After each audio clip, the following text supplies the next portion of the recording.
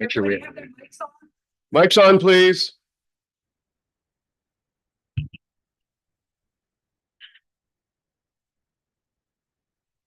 Right. Yeah, welcome to the December meeting of the St. Mary's County Board of Library Trustees. I'm John Johnston, Vice President. And if we could, the members could go around the table and introduce themselves, starting with Mr. Stein. Hi, I'm Chuck Stein. Sharon Fitzsimmons. Bob Donaldson. Judith Gwynn, treasurer. Dorothy Waters. John Walters. And I should say that Mr. Donaldson is a new trustee whose term will begin in January. Not here this morning is Ramona Wall, who has taken over Michael Dunn's term. She had hoped to be here, but had a last minute emergency. So she'll be here next month. All right. We do have a quorum. And the first item on our agenda is approval of the agenda. Our agenda will be somewhat scrambled this morning. At 9:45, we're going to have a presentation from our actuaries, Bolton. And then Ms. Ashley Teagle, the CEO of the Southern Maryland Regional Library Association, will present to you about what SMRLA does. And you have the SMRLA strategic plan in your packet. And then we'll, after, conduct our regular business, but first we'll do our celebrations. All right.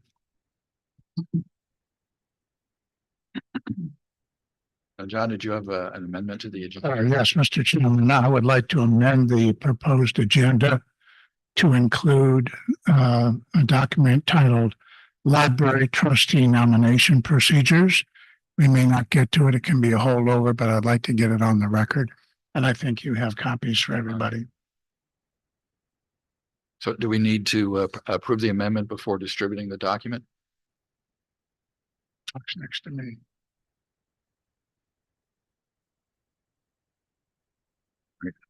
This document hasn't been released to the public and it's not part of the packet. I think that's a concern. But what would be an appropriate move? Submit it next month. Plus, we already have a document that does document the procedures for nominating board members.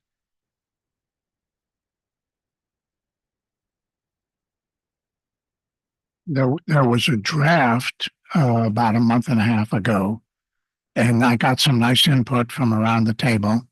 And this is that cleaned up. It's not in the packet. No, I brought a bunch for the president. I would move that we submit that for January Okay, so that it can be made public. I'll second that motion. all right. Is there any discussion? I think that's an appropriate move. It also gives the board members the time to review it ourselves and give it the treatment it deserves. All right, we have a motion on the floor. All those in favor? I All right, motion carries. And the next item is. Go ahead and do our celebration. All right, thank you. Did we approve the agenda? Mr. Yes, Chair? yes, we did. Thank you. A.M. Dillon, who's our grants coordinator, is not here this morning, but she is celebrating. She unfortunately had a car accident last week and is having her car repaired. She is celebrating 10 years of service. So A.M. very much. She has been an assistant branch manager, and is now our grants coordinator. So doing a great job. To Allison Guy, thank you for your creativity and leadership in planning an author fair that celebrates the voices, stories, and talents of the local authors in St. Mary's County. We thank you for your outstanding service. So authors come and they have their books there. They talk about writing. They talk about their books. And I believe we had 20 in attendance. 25 actually. So quite a few authors get exposure to the public and their books then become in our collection. To Belinda Lloyd, Liv Smith, Brittany Cornish, Connor Roberson, Amy Ford, Stevie Sanchez, Amy Dickinson, Ziggy Smith, Thank you for doing the staff day this past. For you to come to that.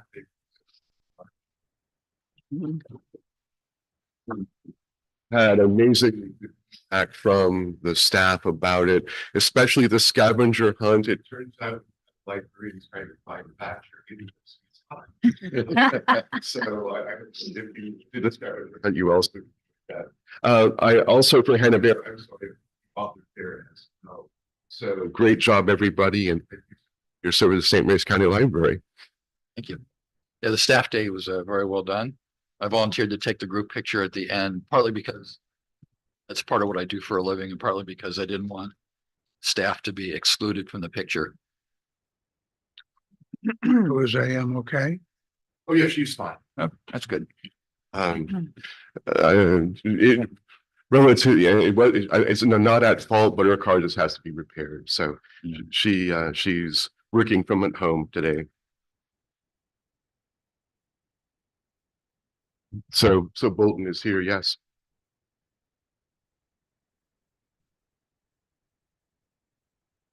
How do you want to proceed? We go ahead with Bolton, or you want to take a have Ashley speak? I think we could do the minutes Yeah, let's next. take care of the minutes that way. Mhm. Them right here.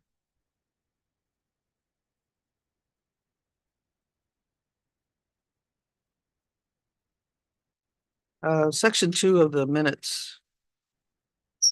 For the motion, I'm not sure if that was John or if that was me.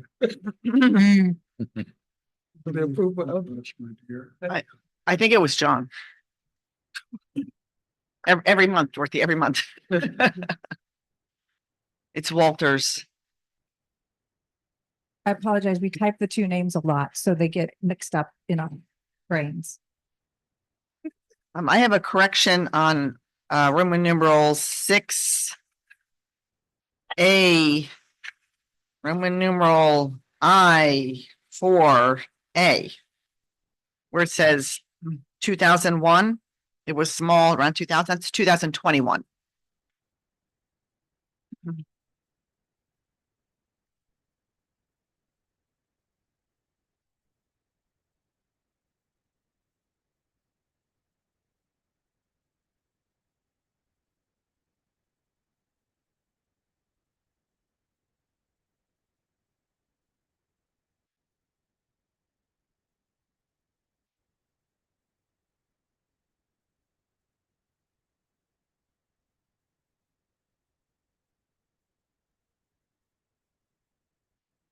I will move to accept as amended.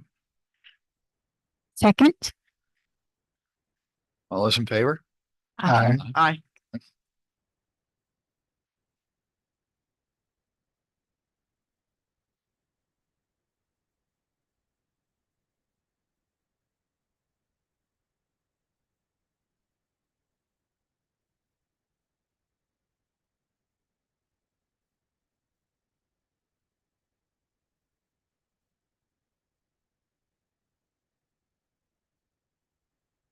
Are we ready for Bolton?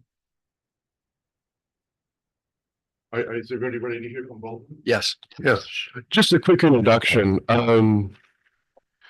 We've asked Bolton to take a look at the OPEB, the fund that is for a retiree's healthcare benefits. We've been following ever since its inception a plan that was approved when it started many, many years ago, when the library was still part of the county, and the county was funding the library's share of the OPEB, which allowed it to build up initially. Once in 2015, the library and the county became separate financially. They are no longer giving the library funding, extra funding for that. So we've been paying the retiring health benefits, our share out of pocket, called PayGo. And they've all been taken care of. And currently there are 9 employees who are enjoying that. We've asked Bolton to look at how we're funding this and come up with some alternatives, because frankly, we simply do not have the funding to put every year extra amounts into this above and beyond what the investments are. So they've come up with 4 separate plans for you, and I'm going to let them explain what those plans are, give you some time to think about it. But before we approve next year's fiscal budget request to the county, we'd like you to select one of the 4. And if you don't feel you can do that today, it's fine. We'll revisit in January, but that will just kind of affect what our submission to the county for our funding for fiscal year 27 is going to look like. So thank you. Take it away, please, Tom.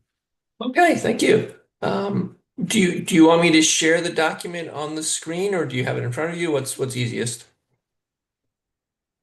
We don't have the document. Would it be better for you if we prefer to share? I see some nods. So if you could, please, Tom, thank you. Sure. It says sharing is not turned on. Request has been sent. So I think someone there has to approve. It should be set to go now. It should be set. Okay. All right. There. Oh, yeah. It's green now. So that's good. All right. Let's see. Make sure I'm sharing the right document. There we go. Share. Super. Okay. All right. So you should be seeing the bottom of this first page of the report. It says scenario 1, scenario 2, scenario 3, scenario 4. Is that what everybody's looking at?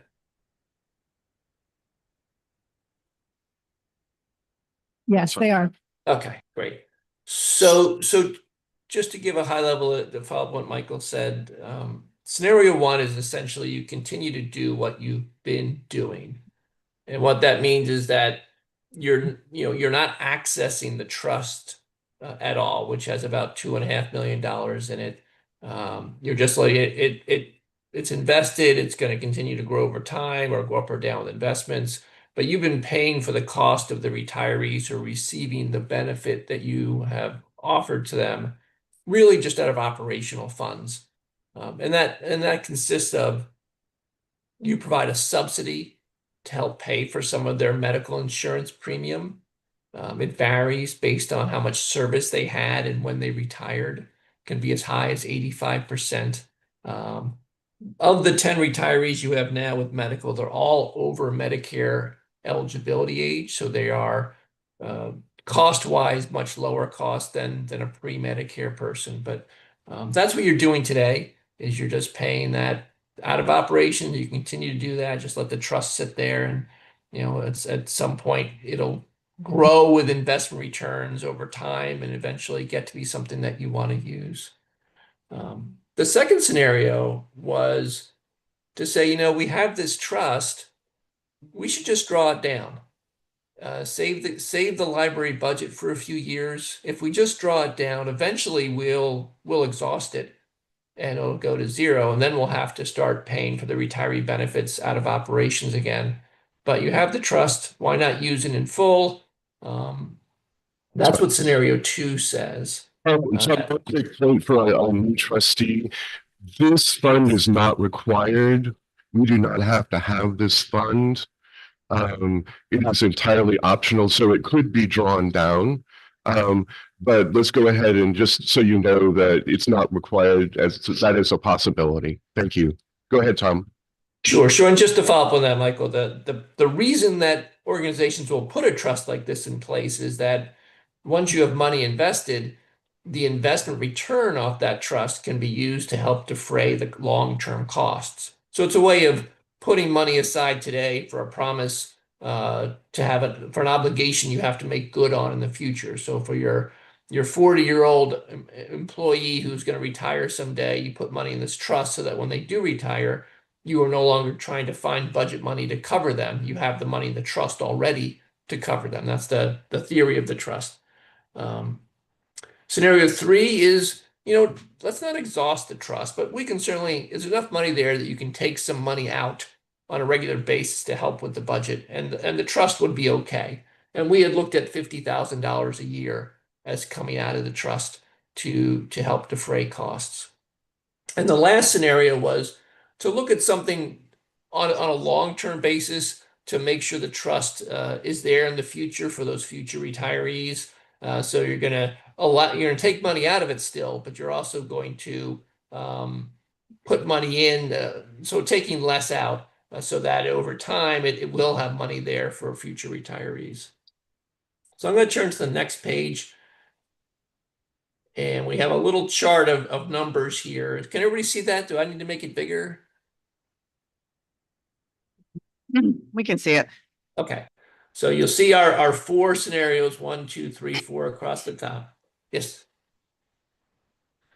And what we show here is on the first line, the 10-year library expenditure. So this is what you're paying out of operations, or our projection. It's an estimate, right? We don't know how many retirees they're going to be. We have an estimate and a projection of how many future retirees they're going to be and how long they're going to live and so forth.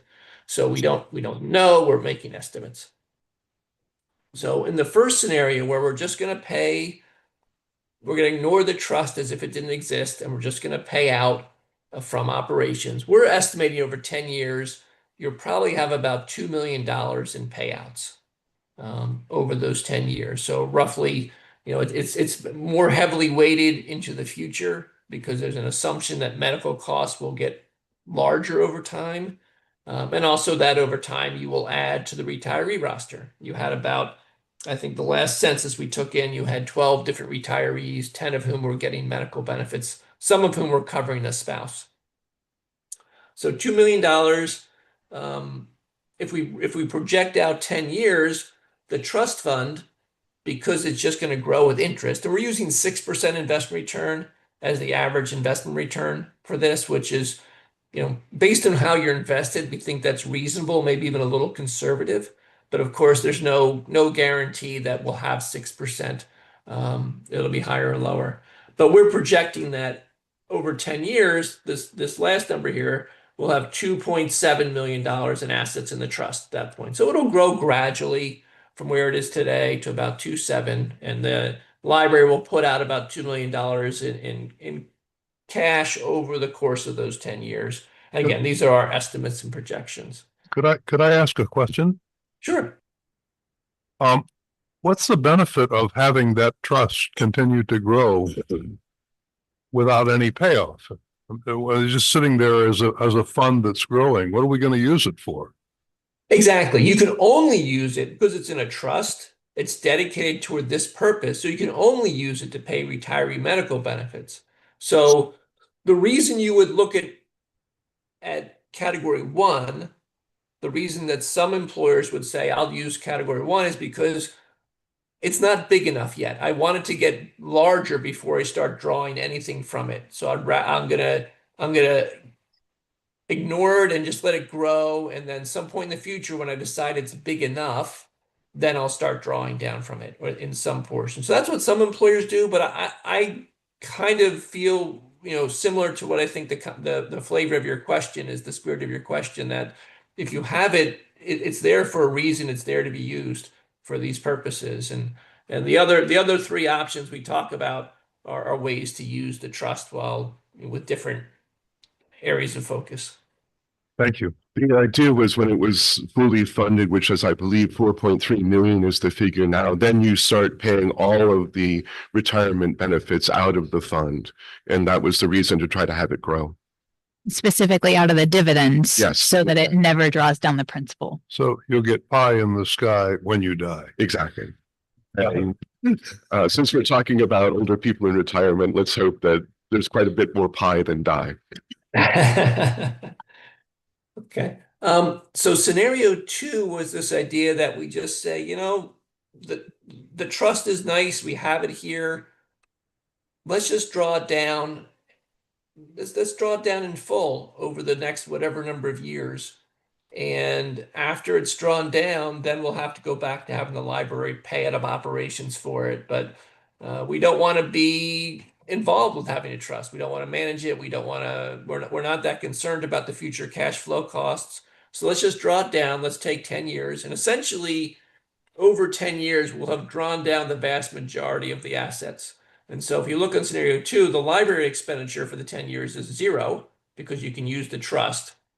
that $2 million from scenario one now becomes a trust withdrawal of $2 million year to year as people use it. It'll be either faster or slower than that, depending on how many people retire and what happens with healthcare costs.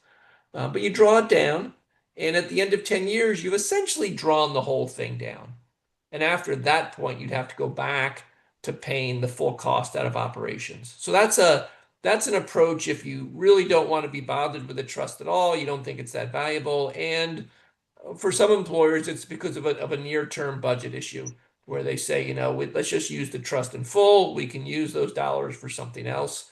And we don't want to, and we'll, 10 years from now, we'll have to develop the budget to pay for these. And we have the next table will show what those will look like in 10 years.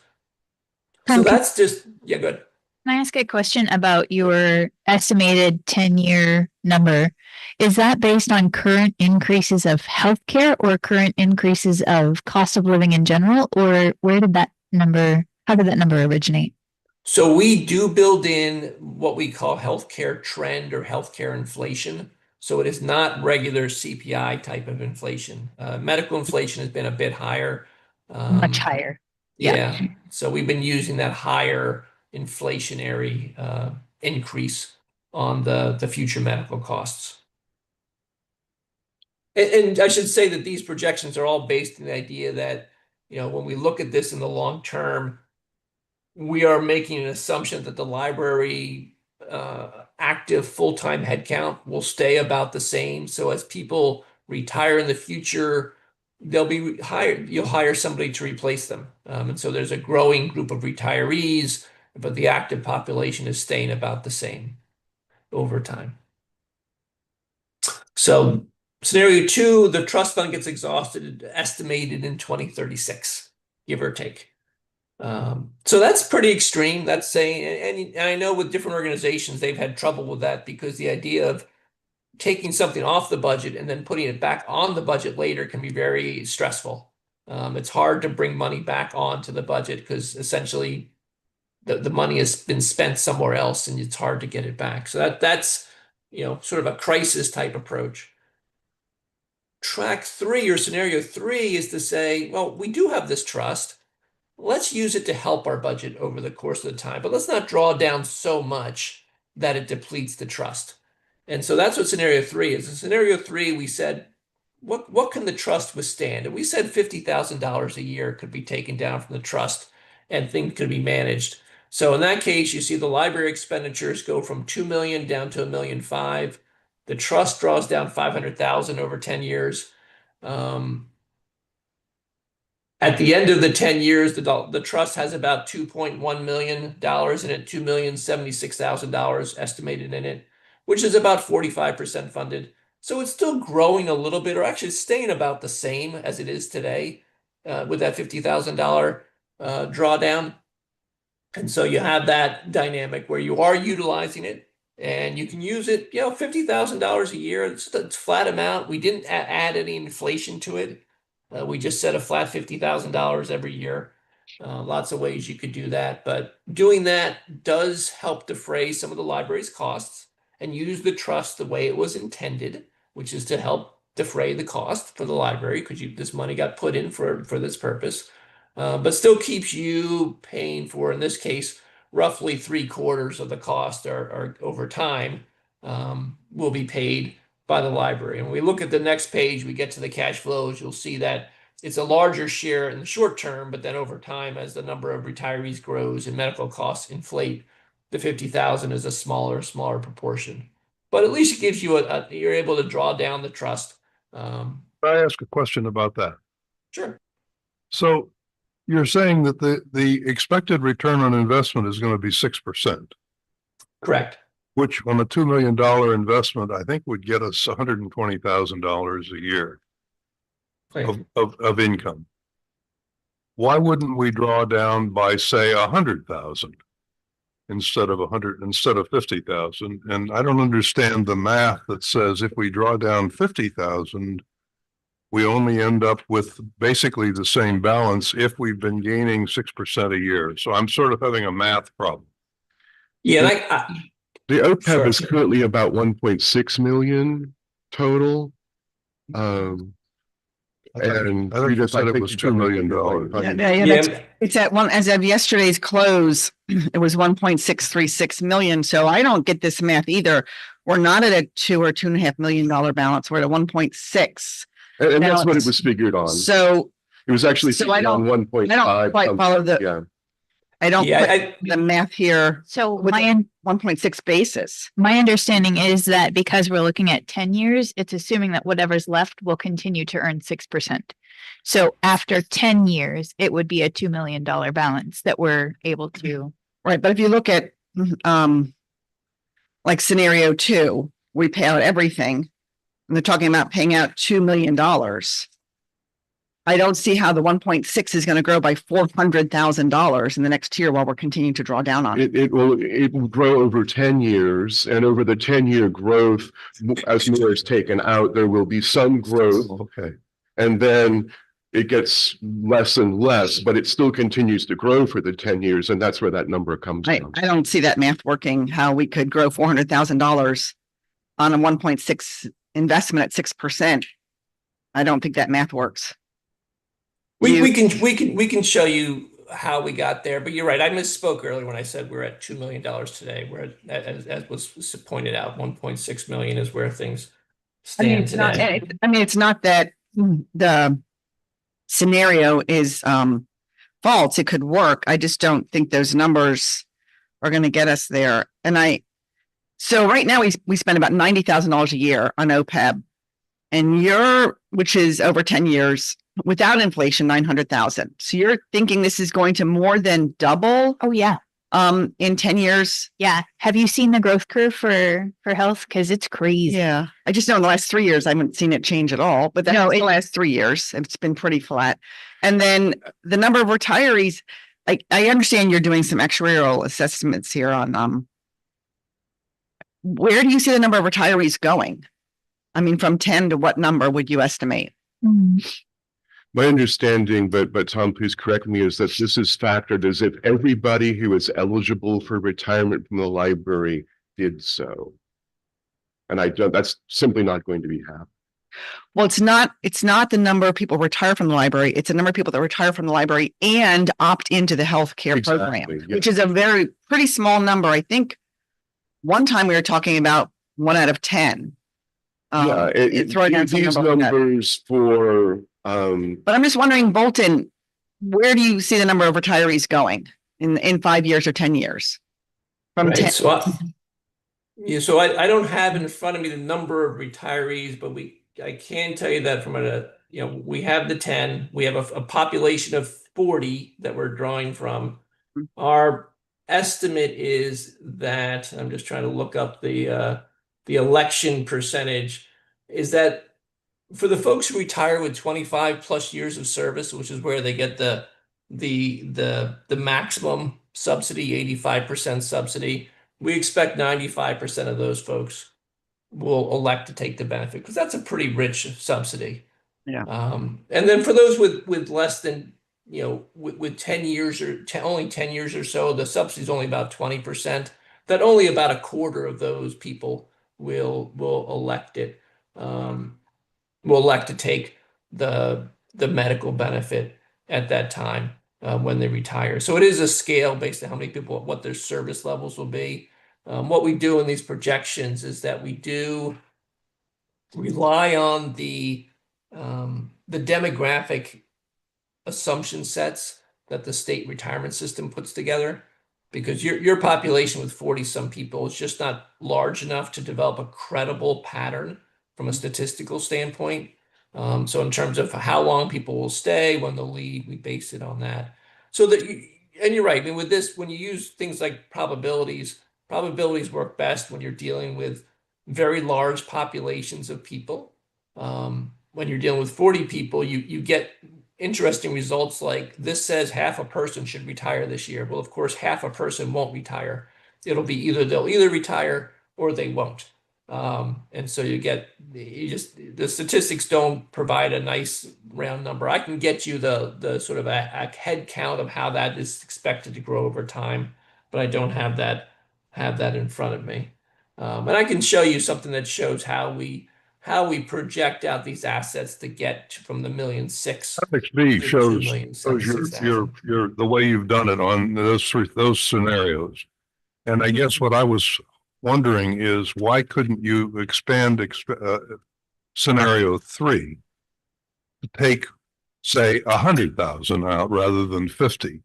Because under scenario 3, that fund grows to $3.8 million at the end of 20 years. Just to go back to scenario 2 for a second, at 1.6 million, we could take 160,000 out for the next 10 years with zero growth. Right. And that would more than pay for what the actual expenses are expected to be. Scenario 2 is perfectly legitimate as a possible scenario. Yeah. That doesn't answer your question. No, but the problem Yeah. with scenario 2 is that at 10 years, Yeah, we we don't now know have how to say yeah. to our employees, oops, Yeah, sorry. I'm not recommending scenario 2 incidentally, but it was just a possibility. So I'm looking at scenario 3, which looks like a way in which we could partially fund what needs to be spent.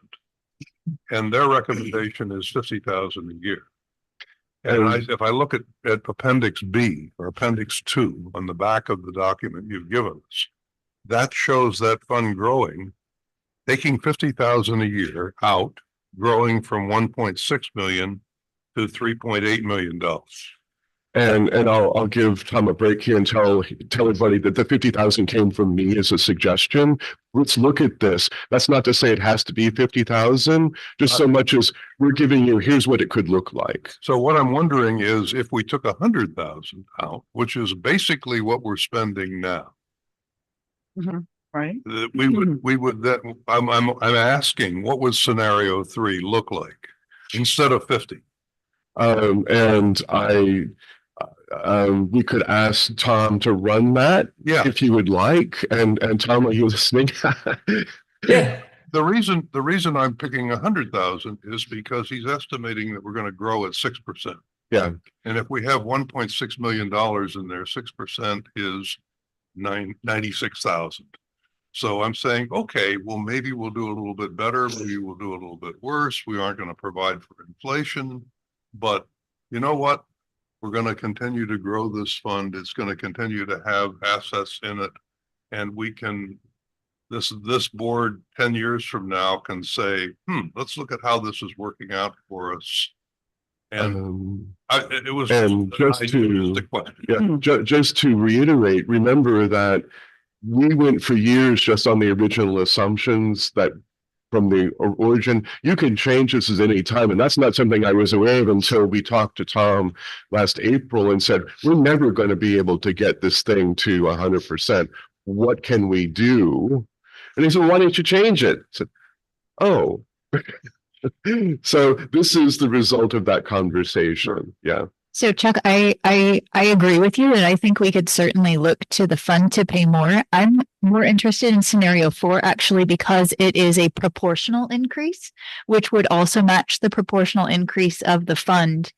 And so that's the difference, is that 3 is like a flat, we decide we pay out whatever amount per year. But if we're looking at proportional increases for healthcare costs, proportional increases to the fund itself, and proportional increases to library budget, it might make more sense to look at also a proportional increase for however much we pull from the fund.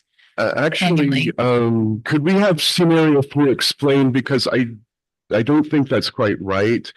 If you look at the drawdown amounts and compare it to scenario 1, so in 2026, it would be 10,000 less, 41,000 less in 2027, 36,000 less in 2028. So it's not quite growing over the years. It's a little bit taken out each year, but those amounts might vary. So Tom, could you get scenario 4 explained, please?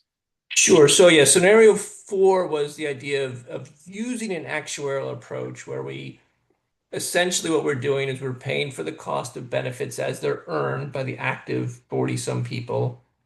And then we look at the gap between the 1.6 million that we have now and the full liability of $4 million. And we treat that as a debt and we pay it down over a period of time. In this case, it was a 25-year period. We were going to pay the gap down. The one wrinkle to that is that in paying that gap down, like you would a mortgage or a car loan or something, we're actually not trying to get to 100% paid off in 25 years. We're trying to get to 75% paid off in 25 years. Oh, I And see. the reason for 75 versus 100 is because medical costs can be so volatile that we've seen some plans where in some recent experience, their medical costs didn't rise as fast as had been projected over the years, and they found themselves suddenly being overfunded.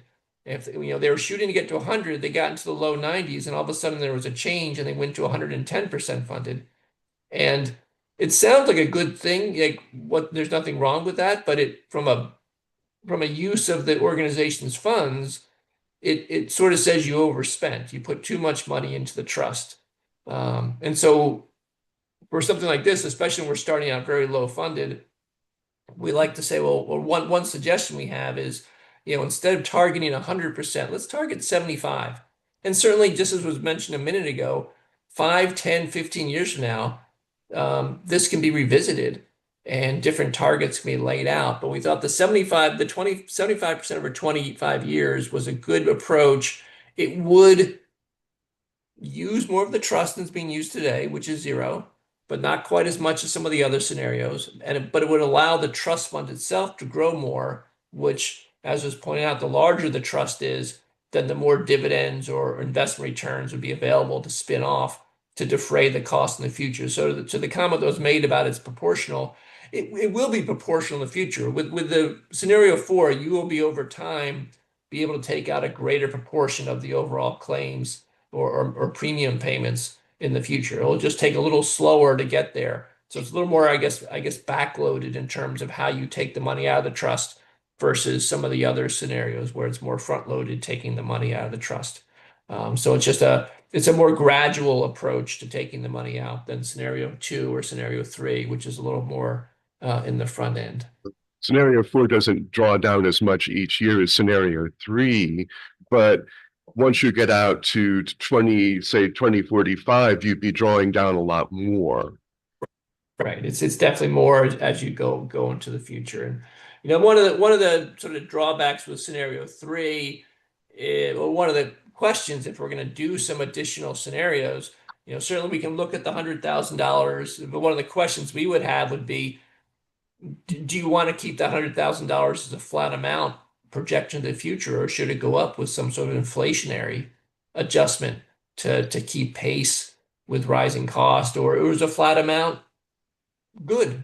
That's something that certainly we would look for your guidance for what would work best for you going down the road. 100,000 is definitely easier to communicate, easier to understand to everybody. You don't have to worry about making assumptions or having inflation be higher or lower than it otherwise would be.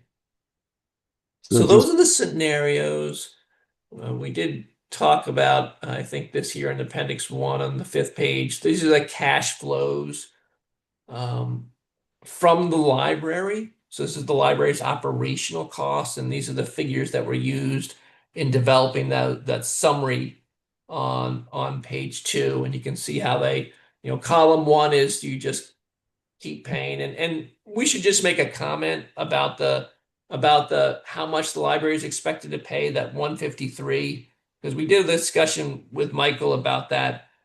So our number includes 2 things that maybe when you look at your bills from the insurance company, we have 2 things in this projected number that you may not have when you look at how much you wrote a check for or transferred to pay for the retirees' benefits.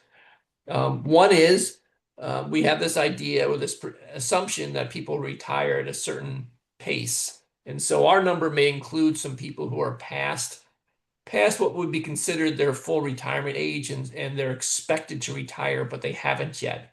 And so when we do these projections for someone in that situation, we assume they're going to retire right away.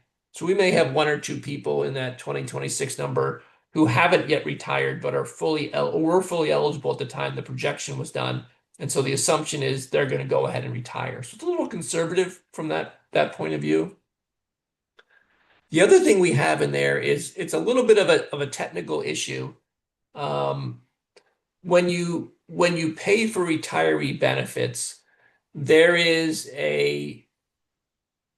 when the insurance company quotes you a premium, for example, and you have retirees in the mix, they usually just quote you one number. They'll say the premium for a single person is this, it's $1,000 a month or whatever it might be. But if you didn't have those retirees on your roster, the insurance company might only quote you, say, $800 a month per person, because the retirees, it's a sort of a sad fact of life that the older you get, typically the more medical services you draw on. And so an insurance company will have a heavier cost in mind when they look at an older population. And so they build that into their cost, but they only tell you the sort of the average number, the $1,000. When we do our numbers, we're actually saying that $1,000 is equal to $800 for the actives and $1,100 for the retirees. And so that $300 difference, that's loaded into that 153 figure, because you're absorbing that cost behind the scenes by virtue of having the retirees enrolled in your program. I don't have off the top of my head exactly how much that is, but it's just a component that we include in our figures that you don't see explicitly laid out in what you get as far as a bill, because the bill is everything together, and they don't generally split it out on an underwritten basis by age. So that's just a little explanation why the numbers might be different than what you're used to seeing from a bill from an insurance company. Hope that sorry to go down the rabbit hole of a little technical thing there, but I know sometimes there's questions about that when comparing it to what you get. But you'll see there, column 1 is just keep going. Column 2 is the drawdown until you exhaust, and then you go back to just paying the benefits. Column 3 is $50,000 a year less than column 1. And then column 4, as was pointed out, is, starts out, you're paying more because you're funding the trust and drawing less from it initially, but over time, if you look out 20 some years, you're paying less. The library's operations are funding less because there's more coming from the trust at that point. And there's some different things going up and down there. I'm not sure what that 2050 number, why that 2050 number would spike up. I'll have to look at that. But if you look at the sort of the middle there, you see that you do have this sort of variation in what's being drawn out from the trust. So this was I think the point of the presentation, what Michael asked us to do was put this together to give the board a flavor for some different things that could be done that would involve utilizing the trust at a different pace, and how you'd want to build it up or not build it up over time as a starting point. And certainly if the board's preference, if the scenario 3 is what's really drawing your attention, but with a different drawdown, we can model that and show that, so you can see how that compares to these others, or if there's some other variation of this that you're thinking of as you hear this discussion. Because the intention here was to give you a range of sort of the range of possible answers, and try to, because every employer is different, and so some will gravitate to one approach versus another. So we wanted to give you this range so that you could look at it and consider what you think is a good approach going forward. Questions for Tom, please? Yes. Do your figures include how many employees are in different age and experience groups? Like there might have been a number of people hired who are now reaching 10 years, like maybe versus fewer who are reaching the 20-year mark. So we might anticipate more retirements in one time period than another. Yes, we're using your actual population. So the 40 some full-time, I don't know if they're all full-time, but 40 some, 44, 45 individuals on the active roster. So we're using their actual dates of birth, their actual service dates as this. And then when we do these projections going forward, we try to look at what the pattern has been for the profile of the people you've been hiring. So how old are they when you hire them? And build, so when we look into future hires, if you typically hire 30-year-olds, when we do this projection, we assume that when someone leaves, you hire a 30-year-old to replace them, if that's what the pattern's been, or a 50-year-old or whatever it's been. So we do have that modeled into things. All right. Thank you. Okay, I have a question on appendix 1. Mhm. The 25-year, under column 2, why do we not show numbers for drawdown from the year 26 to 35? Why is that blanked out? I mean, because I thought the idea was to start that immediately. So yeah, so column 2 is, so the column, what the numbers in appendix 1 are showing is how much the library is paying out of operations. And so for column 2, you're taking all the money from the trust. So nothing from a library's operational budget. Yeah, the flip side is. Okay, and then we run out by 36, we have to go back Right. to building it into the budget. Yeah. Okay, got it. Flip side is appendix 2, where you see how it zeroes out at 2036. Right. Yeah. This is the flip side. This is the trust. You see the trust being drawn down to finally it zeroes out, and then you can't draw on it anymore. Tom, this is John Walters.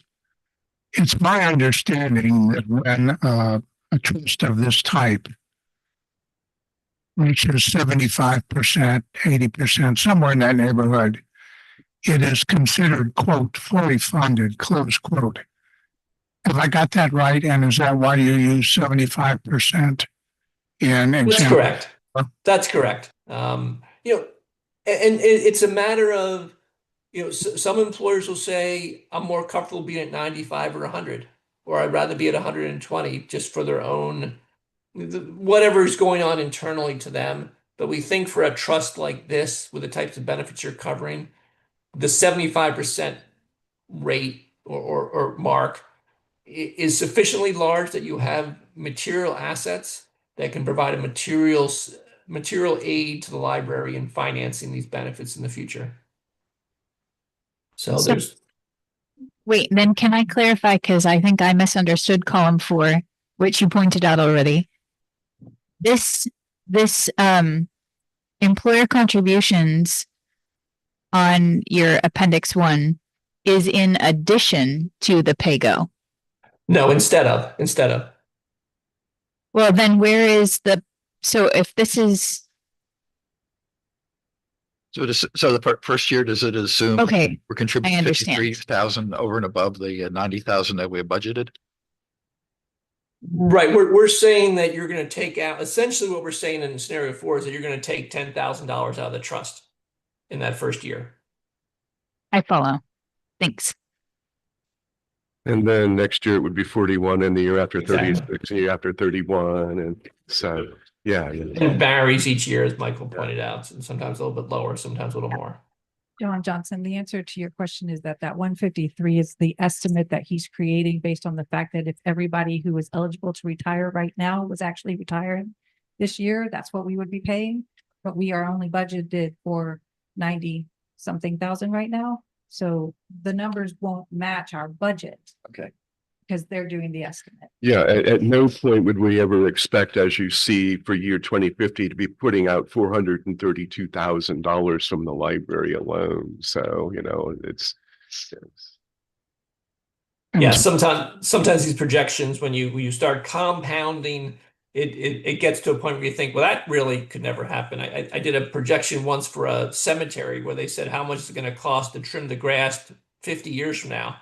And if you add 3% onto the grass trimmer's wages, you're paying the grass trimmer $1 million a year.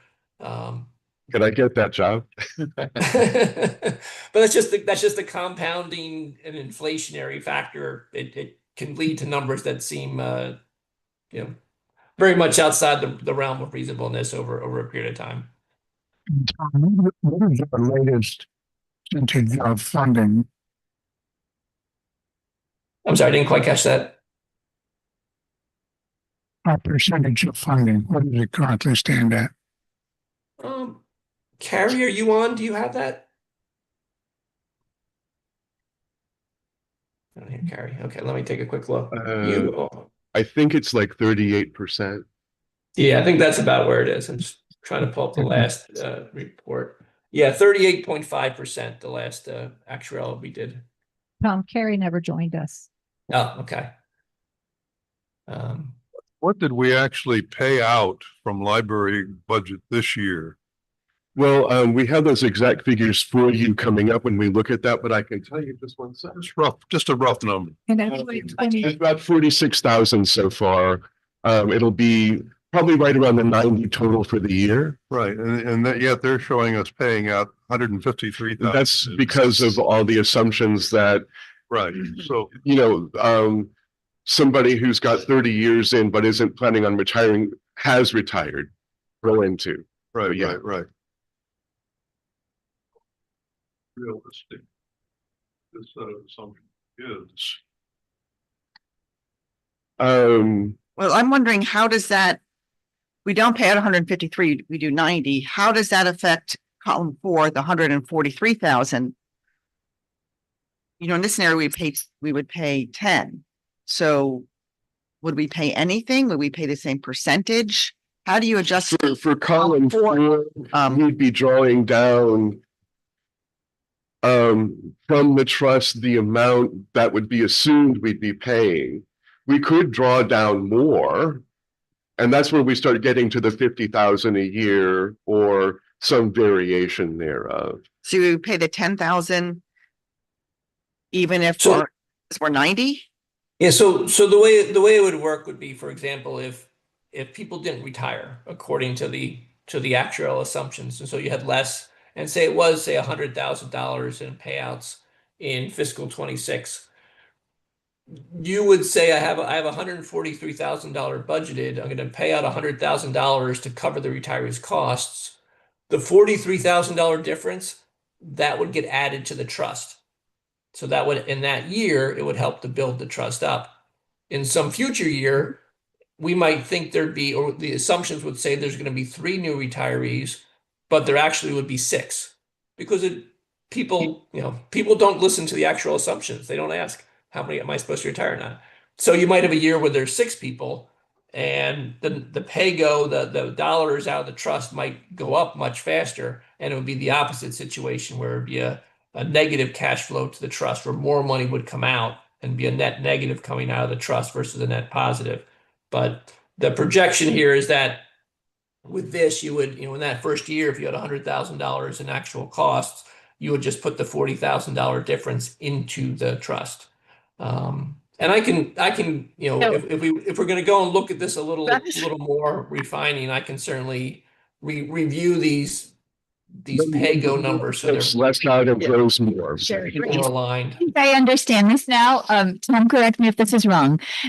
When I look at column 4, Yeah, the idea is by 2050, it's fully funded Right. at that At 75%. 75%. So what they did, Correct. they started there and then they backtracked and they said, how much can you withdraw while still building that interest? So that column 4 starts with that number and then works backwards and subtracts just the minimum to be able to grow to 75%. So then they said, based on what we expect the total will be, and that little bit that we're able to pull from the trust while still growing it to 75%, what's the library's piece? So that's the two Appendix 1 and Appendix 2 together come up to the same totals as in the library's pay-go or the drawdown either way. But it's that we're eventually working towards 75%. And so Right. they said like the minimum that we would, or the amount that we'd be able to pull and still get there per year. right. So in like 26, it's $10,000, right? So Okay. then the library would be on the hook for 80,000 if we're looking at this year's budget, or 140,000 if we're looking at. My their question is, numbers. if we don't spend 153, we spend 90. Do we adjust the 143 proportionally? I would think so. So instead of giving $10,000, it would probably be closer to like 6. Yeah, the way it would usually work would be if you use column 4, which is an actuarial approach, we would refresh the schedule every couple of years based on what actually happened demographically. So what happened with, So new hires, retirees, whatever happened, we'd refresh it. And we refresh it also based on what actually happened in terms of those drawdowns from the trust. So why couldn't you make this, we don't have to make this decision for 20 years today. Right, no. Why don't we decide each year when we do the budget, how much of that trust we want to contribute to the library budget and how much we want to get from the library, and make that on an annual basis as we approve the budget or as the library staff develops the budget. So, Because I'm so sick and tired of talking about this thing that you'll drive me crazy. but you know, life is fun, and you'll enjoy it eventually. You'll come to love it. If that is the board's decision, then I'm happy to go with that too. But I think that you have a realistic idea of what we're What looking the at. options are. And you could later today perhaps make a decision for this upcoming budget year. Yeah, that's what I'm thinking. Okay. Is we don't have to decide on one of these policies one way or the other. We can just say, you know what, this year the investments have done really well. We're going to take the full amount out of the trust, and the rest is going to be available to use for the library for their operations. And then if we have a terrible year, we say, well, I don't know, maybe we shouldn't take the whole amount. Maybe we'll only take $10,000 out. And it's a decision that the board can make on It annual is, basis. and just so you know, the 50,000 was based on the fact that this trust has taken big hits in the last 12 years. And right now, it's only right where it was before the pandemic. So at 50,000, just assume that it'll probably grow that much on a regular basis. And 50,000 will always be safe to be taken out, and it just makes it pretty easy for us. But if you'd rather do it year by year, hey, we're good. I'm always adjustable and happy to go with what the board would like. Can I just let the board know that this part of the discussion is really just conversations with Tom. So once you're ready to start discussing what we want Yeah. to do, that's actually at the action Yeah. items, because we do need to move on to Smyrla. Yes. We can just keep with any Yeah, any questions for Tom? and Yeah. Bolton, and Sure. then discussing what the library, I think- what you want the library to do is at the end. I think that's fair. I think, you know, the only point is that we are completely free to manage this account any way we want. Absolutely. And I think that's the message I'm getting from Bolton is every year we sort of struggled and worried that, oh my gosh, we have this liability on our balance sheet and we need to worry about that. And in fact, we don't need to worry about that. This is a source of capital that we can use, and we're free to manage that capital any way we'd like to manage it. Absolutely. All the way from scenario 1 or 2, which is taking it all. Yeah. Or scenario 1, which is taking none of it. Yeah. And so why don't we thank Bolton for their help? And move on to the decision later. Yeah, this was very, very helpful. Okay, well, thank you, and if other questions come up, let me know. I'll follow with you, Tom. Thank you so very much. This has been very helpful. And to me, I'm sorry, revelation that no, this was fungible was a thunderstroke, and we only put it off this long because we wanted to make sure that we had some sense of what this year was looking like, because we just put money in Vanguard, but also because you need to approve a budget request of the county this month. So thank you. Okay. Thank you. All right, take care, enjoy the rest of the meeting. Thank you. It's now my pleasure to introduce Ashley Teagle, who is the CEO of Smyrla. Ashley, do you have a microphone? And if you can sit, or we can have you stand. And you have the Southern Maryland Library Regional Association's strategic plan in your packet.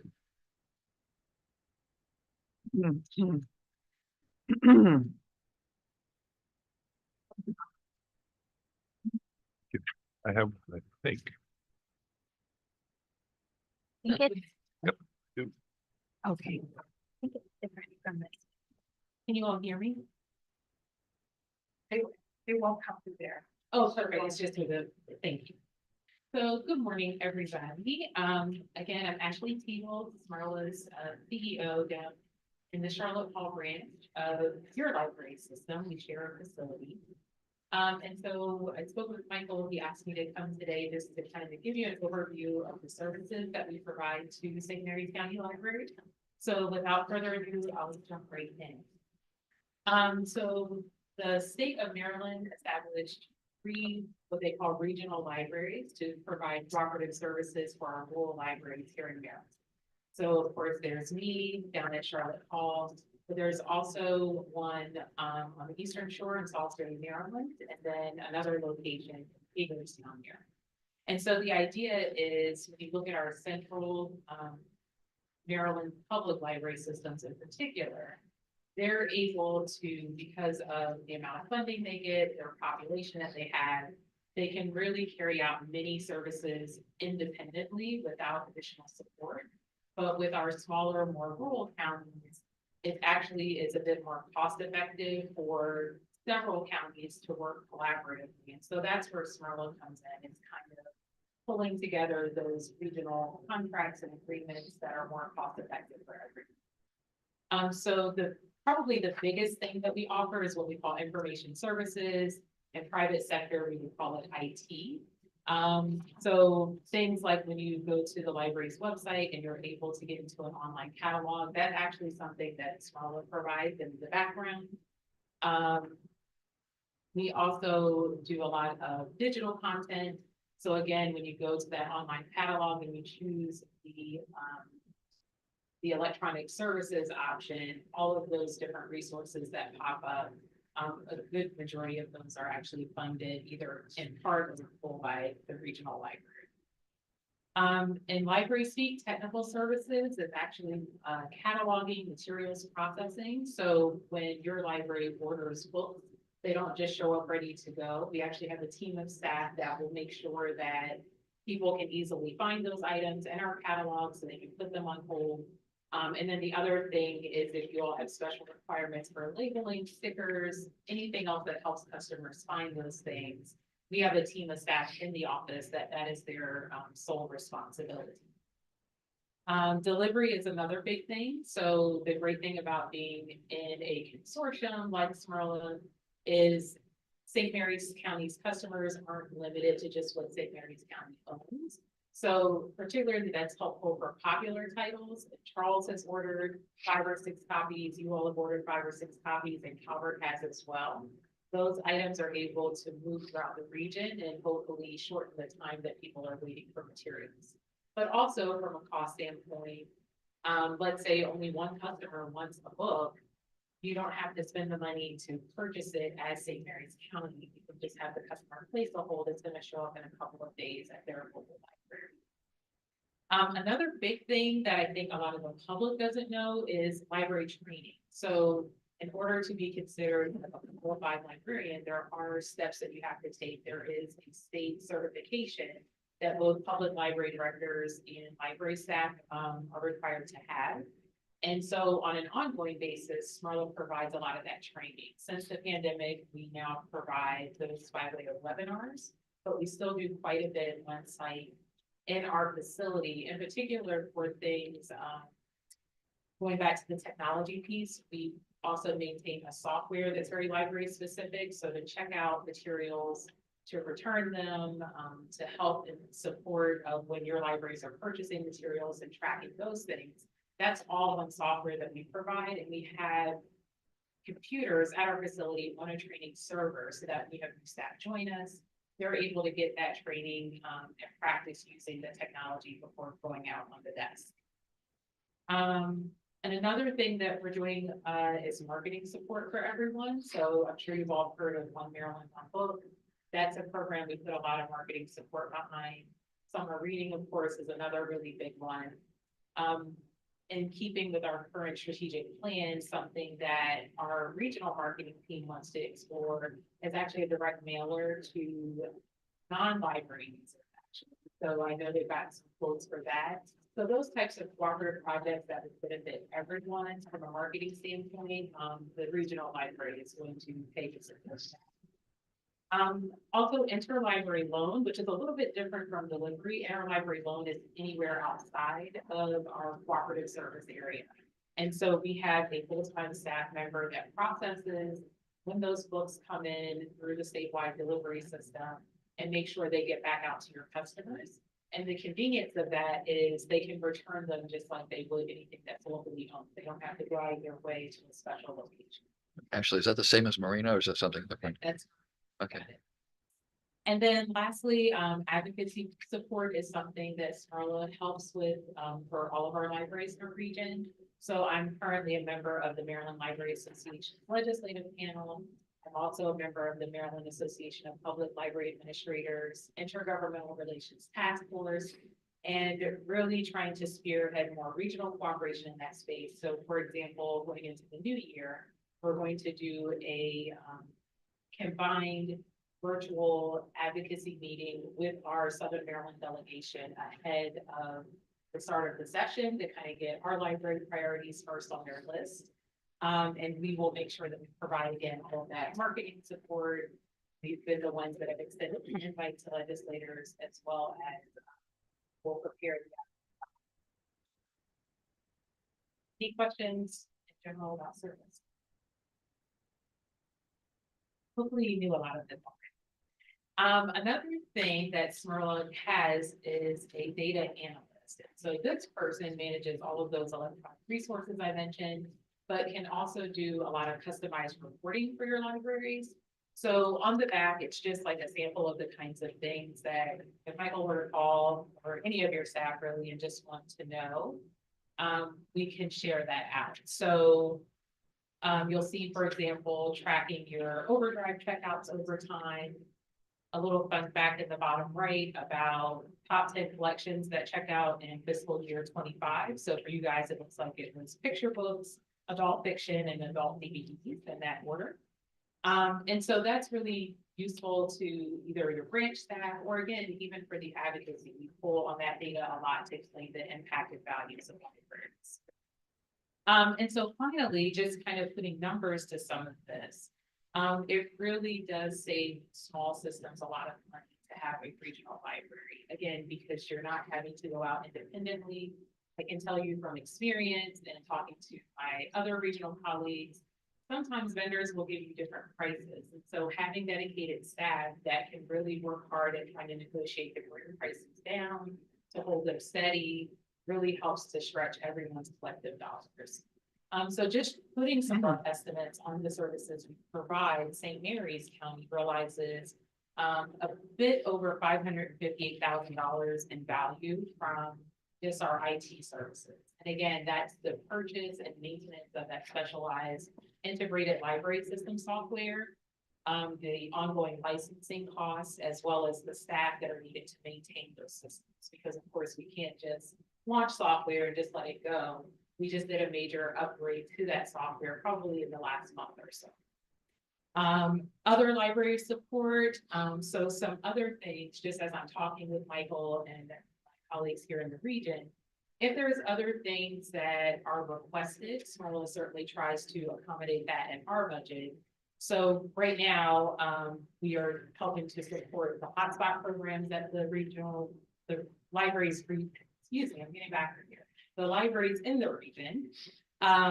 We also provided some funding to help support each of the libraries hiring presenters for public history programs.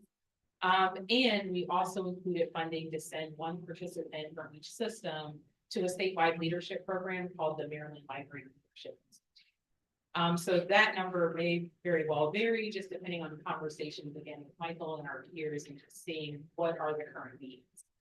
Electronic resources, again, you can see all of those on the online catalog listed, but this is kind of an estimate because we can't exactly break everything down to the T for each county because we're a consortium, we're getting one price, but just kind of breaking that out into threes. If St. Mary's wanted to do all of these things on their own, it would be somewhere in the ballpark of $230,000. Again, for marketing, that's things like, again, the One Maryland, One Book. If we do print advertising, we've done some radio advertising, things like that. About $31,000 in value there. And then for the technical services, so getting those books ready to check out, it's somewhere around $289,000 in value to St. Mary's County. Again, that's cataloging all of those new books, getting them ready to head out to your customers, as well as the staff salaries to actually have the team that's doing the work. Training is somewhere around $54,000 in value to St. Mary's. Again, there's a professional collection housed at the regional library that library staff can check out to continue learning and growing their knowledge. We offer professional development reimbursement, and of course, a staff member that coordinates all of that.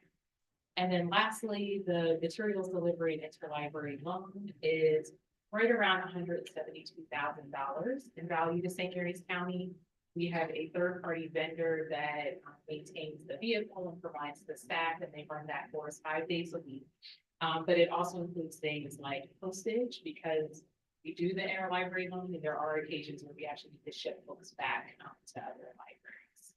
But I hope that's just like a quick overview of all that we do. You're welcome to reach out. We'd be happy to coordinate if you ever wanted to take a tour and meet some of our staff. But I think that's my quick and dirty overview. Was there anything else you wanted me to cover? When is the board retreat? Oh, yes, that's so important. Board retreat, April 16th from 3 to 6 p.m. We're very excited about that. The last couple of years, we've been trying to think of ways, again, that regional cooperation to bring our boards together, to do some shared learning. We do it for our staff with great results. I think it's helpful for our board. We will provide you dinner that night. It's bribery by Fleetwood. So I hope to see you at our office. April And 16th. you've also set up a meeting with the state delegation for the region. When is that? Because I think I've already sent that information out to you. You're welcome to attend that, but when is that? Yep, January 8th, Thursday morning. I think we picked 9 a.m. Yeah. Mhm. So I'll get a more firmed up agenda and make sure Michael has the link into that. How was Smyrla funded? And we are not a state agency, so it's a really interesting, weird space that we're in. But yeah, the bulk of our funding comes from the state of Maryland. And we are a 501c3, so there's also times that we might apply for grants. So I know the first year we supported hotspot funding for the libraries, we had actually applied for a state grant for that. 501c3, are you an independent nonprofit like the Goodwill? Sort of. We actually consider ourselves a corporation. And so that's why we do the annual meeting for all board members in the region, because technically, as our bylaws are written, all board members from our 3 partner libraries are actually members of that corporation. So you can come if there's ever any changes to like our bylaws, we'll get to vote on things like that. And then we typically will do just like a general presentation of like the year in review. Thank you. Mentioned that one of the 2 community members on the Smyrla board for St. Mary's is vacant right now. So we're Yeah, it's currently recruiting. Absolutely. Yeah, Michael reached out, so I'll make sure he gets that information this year. Yeah, we're looking for a citizen member for Smyrla. So there's 1 member from this board and also from Calvert and Charles, but then we're looking for just a citizen member. So all the we had 15 applications to be on the board, and we couldn't take all 15. So I'll reach out to those people who were not going to be on this board for 5 years to say, wouldn't you like to be on the Smyrla board? And you can still have some say in library operations in the region. And I hope somebody will say, yeah, that sounds great. It's my understanding, and you've kind of alluded to it, when Smyrla was formed, it was to provide benefits like this to underpopulated counties because they wouldn't have had the tax base and the financial resources.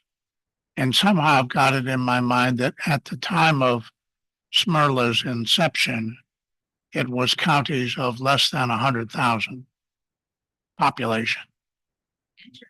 I'm sure that was true when it first started. I actually don't recall seeing that limitation in the statute though. I have seen where it says, I believe we need to have at least 3 counties to establish a regional, and they all have to be in cooperative agreement. And they had to be contiguous. So St. Mary's couldn't Yes. partner with, I don't know, Easton, Maryland or whatever. Okay. Yes. Well, if I'm right about the population trigger, And I don't know how far back Smarla was formed as an association, 1950. 59. I'm assuming that the three participating counties are a little more populated now. Have you explored kind of an end of life scenario as the population has grown? No, because, and again, I'll have to look because I don't recall like I'm wondering if the 100,000 population might have been a minimum threshold at some point, I think so. but, I think I found oh, it. you have it, thank you. I think I found it, John. It's a region to be served by a regional resource center shall have a population of at least 100,000. Oh, okay. The whole region. Yeah. So I Which think we that did was to with bring in enough 300. counties to make it workable, to make it Mm. cost effective. Okay. The trouble with thinking about an end of life for this is that then each county would have to take on the resources that Smyrna currently does. So if you look at these figures, we'd need at least another $1.2 million. We'd need additional space. We'd need additional staff. I don't see the county funding that for us. I don't see the state funding that for us. We're getting substantial efficiency by having these operations done for 3 counties. And I don't think you'll see, unless there's incredible population changes in Maryland, where the Eastern Shore suddenly becomes the hotspot and replaces Montgomery County in terms of population, that you'll see any of these regionals disappear. Can I ask a question of St. Mary's County Library collections? You guys look at what else is in the Smyrna collections when you make those collection decisions? Yes? Okay. We primarily tend to order for ourselves the things that we think will be best for us. But where we really see benefits here are that different libraries have kind of different collection philosophies. So at Charles County, they tend to get books that are the collection skews a little older and to things that maybe aren't quite so popular. So by having the regional reach, we see people have greater selection of the kinds of books they can get. Just And we because benefit Yeah. from not having to buy those things that might not circulate as well here because Exactly. Charles already has Yeah. them. And it's very quick turnaround because Smyrna does provide the truck that runs between all the libraries every day.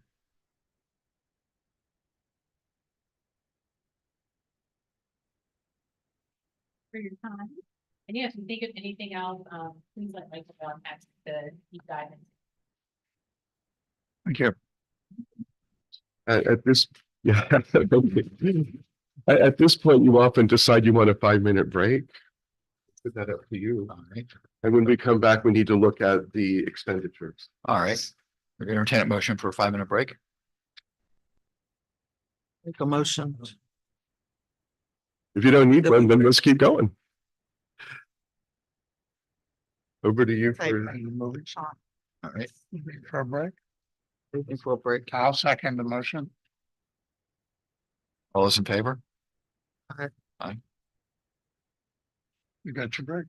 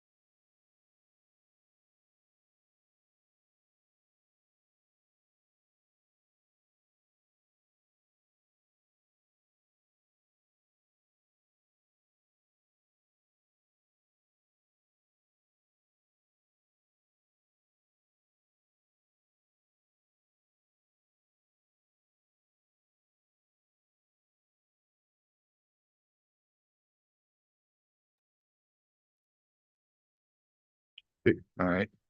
Excuse me, I'm sorry, we're reconvening here. It's not interrupting your time. Sorry.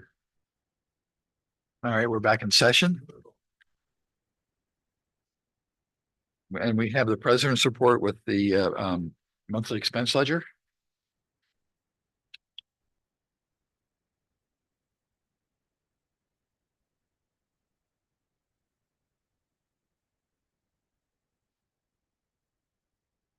Any questions about the ledger?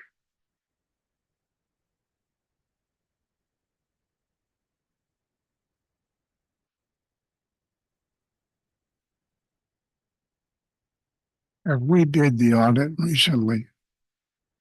We go in with the county on the audit and we get a substantial discount because of multiple services. So we typically just go with the county and we get a discounted rate on what an audit would typically be if we went individually. Thank you. I may have asked this previously. Why do we have two electric bills for Lexi? Sometimes they get paid at the beginning and the end of a month, within 1 month. So if you're looking at Lexi Electric on 11/3 Mhm.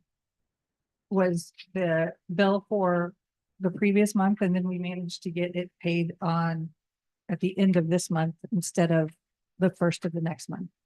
It's just a matter of when the payment occurs.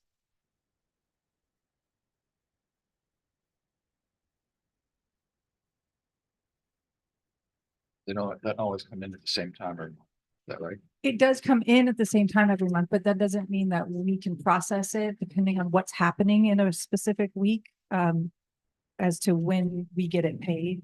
Because sometimes we can pay it that same week and sometimes we might not get to it till the next week if we have other items going. We have 30 days to pay it, but we usually pay it within 10, so. All right.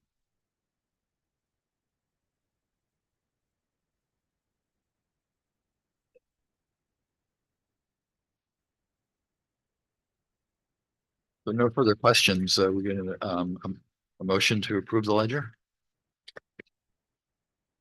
Here a second. Second? Any further questions? All those in favor? Aye. Yeah, I don't think I have the credit card reconciliation in my packet. That does not need approval. It's just if you have questions. Okay, all right, thank you. That's right. The approval of that is part of approving the other expenses, Okay. but you're welcome to ask separate questions about that. Did the Amazon fee go up? I'm sorry, The Amazon fee, the Amazon fee? the fee from Amazon, last month it was, I think it was 69 cents you pay every month for Oh, Amazon or yes, that something, one. so it went up to 73 cents. 73 cents now. Jeff Bezos will not be denied.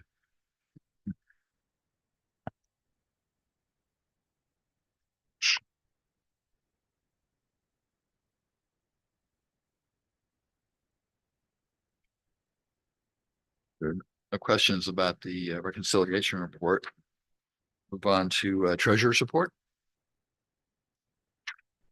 Okay. Everybody should have two documents. I think one looks like this. It's a resolution. And the second one is a 2-pager, says proposed projects for trustee funding consideration, right? Okay, so some background for Robert and remind everybody else. So at Vanguard, we've had two accounts for many, many years. Some of them date back to the 80s. One was set up for books and fees generally. The other one was set up to fund a summer intern, usually here at Lexington Park. The intern fund has dwindled down to maybe less than $8,000. And the intern runs around 3,500 a summer, something like that, 3,600. So we would quickly run out of funds for the intern program. the books and materials fund has been little used. It's kind of been languishing. Neither fund is invested very wisely. They're in Ginnie Mae accounts, earning low single digits, if anything, instead of taking advantage of the market. So the funds have been dwindling, not growing. The plan was to let them grow, use the growth to fund things, but they were never invested that way that would produce growth. So what I've recommended is to kind of streamline and simplify this. We combine the funds into the summer scholarship fund at a level that is self-sustaining. So we're talking about the OPEB, that's going to generate enough money that it will self-sustain enough $4,000 a year to pay for that summer intern for the foreseeable future. No guarantee, but that would be the idea. And to use a little bit of that money for the director, say, we've got a little bit extra here. I would be comfortable with $20,000, probably not more, and check off some of the items on his list that don't always get funded. So that's why we have these two documents. So it takes a couple of steps. One is to agree to transfer to the library's account, their working account, checking account, some amount of money to pay for a project off the list. That money goes to the library first. The second step is to take the remaining balance of the books and materials fund, transfer it into the summer scholarship fund, right? And the third step would be for me to take that money out of Ginnie Mae and invest it in our Wellington advisory account, which also, by the way, would match our investment policy, which we don't match right now. The investment policy statement says basically we want, a qualified and highly ranked investor, and to basically divide up into 65% stocks, equities, and 35% bonds as a good balanced approach to our investments. And that would do that by putting it into the Wellington fund. It would also bring us to that. And then, generate enough to continue to allow the library to have a summer intern every summer for quite some time. So that's the two documents. So the first step would be looking at the proposed projects list and deciding how much and which ones we fund. Now, this is the director's preference in order of his preference of importance, which I think should be respected, because I would have no idea where to go other than that. And we could easily do number one, the 15,400. And we could do an additional, 4,000 or 5,000 if we wanted to. We don't have to. We could do it today. We could also do it later. So, okay, open for discussion, questions, thoughts. So I thought last month we talked about some potential other numbers that might draw down the intern account eventually. I understood that the 20,000 into projects was allowing for the intern fund to be self-sustaining. Right. Okay. Because as of yesterday's close, books and materials had nearly $72,000. So if we drew it down to no less than 52, we could take the 52, combine it with the 8,500 in the summer intern program. So we would end up with about $60,000. So at a conservative 6%, we could fund the intern. Is that your question? Yes. Okay. Yes. Thank you. And the interns are our highest priority. So thank you for that. So it would put in like $60,000. One per library, is that what we do? The board funds one. One. The foundation funds one, the Friends fund one, and the library itself funds one. So we have one for each branch and then one in the mobile services. Okay. And I think it says, it doesn't actually say one. And it doesn't say where, again, not trying to micromanage the program. You might have some reason to put an intern in Charlotte Hall one summer instead of here. It's like, I didn't want to be that detailed, but I also put in here, I believe the the last paragraph is to review this annually and to make changes. Again, this is a policy decision that we can be flexible on. If, the unforeseeable future, this isn't sustainable, we want to do more, we want to do less, we want to change the whole program, we can do that. It's a policy. But I do think it should be reviewed every spring. So we can look at the growth, get an estimate of the summer intern program and say, yeah, we can fund this. We could have a bad year and say, maybe we can't do the whole program. Maybe we can do 2,500 or 3,000. We might have extra and say it was a really great year. Give the intern a raise or something, but I think we should be able to look in the springtime and at our growth for last year and determine that this is the amount of money we're comfortable transferring to the library. We don't really get the bill until like September, August. You don't get the bill till August. However, we present to you in the spring the amount that we are requesting from you. And I do not change that even if the intern cost us more. I only bill you up to the max that we presented to you. Okay, and we can be flexible with that. We could say, again, it would be an annual review of the program. And we want to continue it. We're good with funding it. Again, we could have a disastrous year and say, this doesn't look good this year, but it should be looked at annually. So. I think this is great, Judith. I think this is a terrific use of the funds and the way we should do it. So I'm all in favor of this. Okay. I think the question of the $20,000, maybe we should take separately.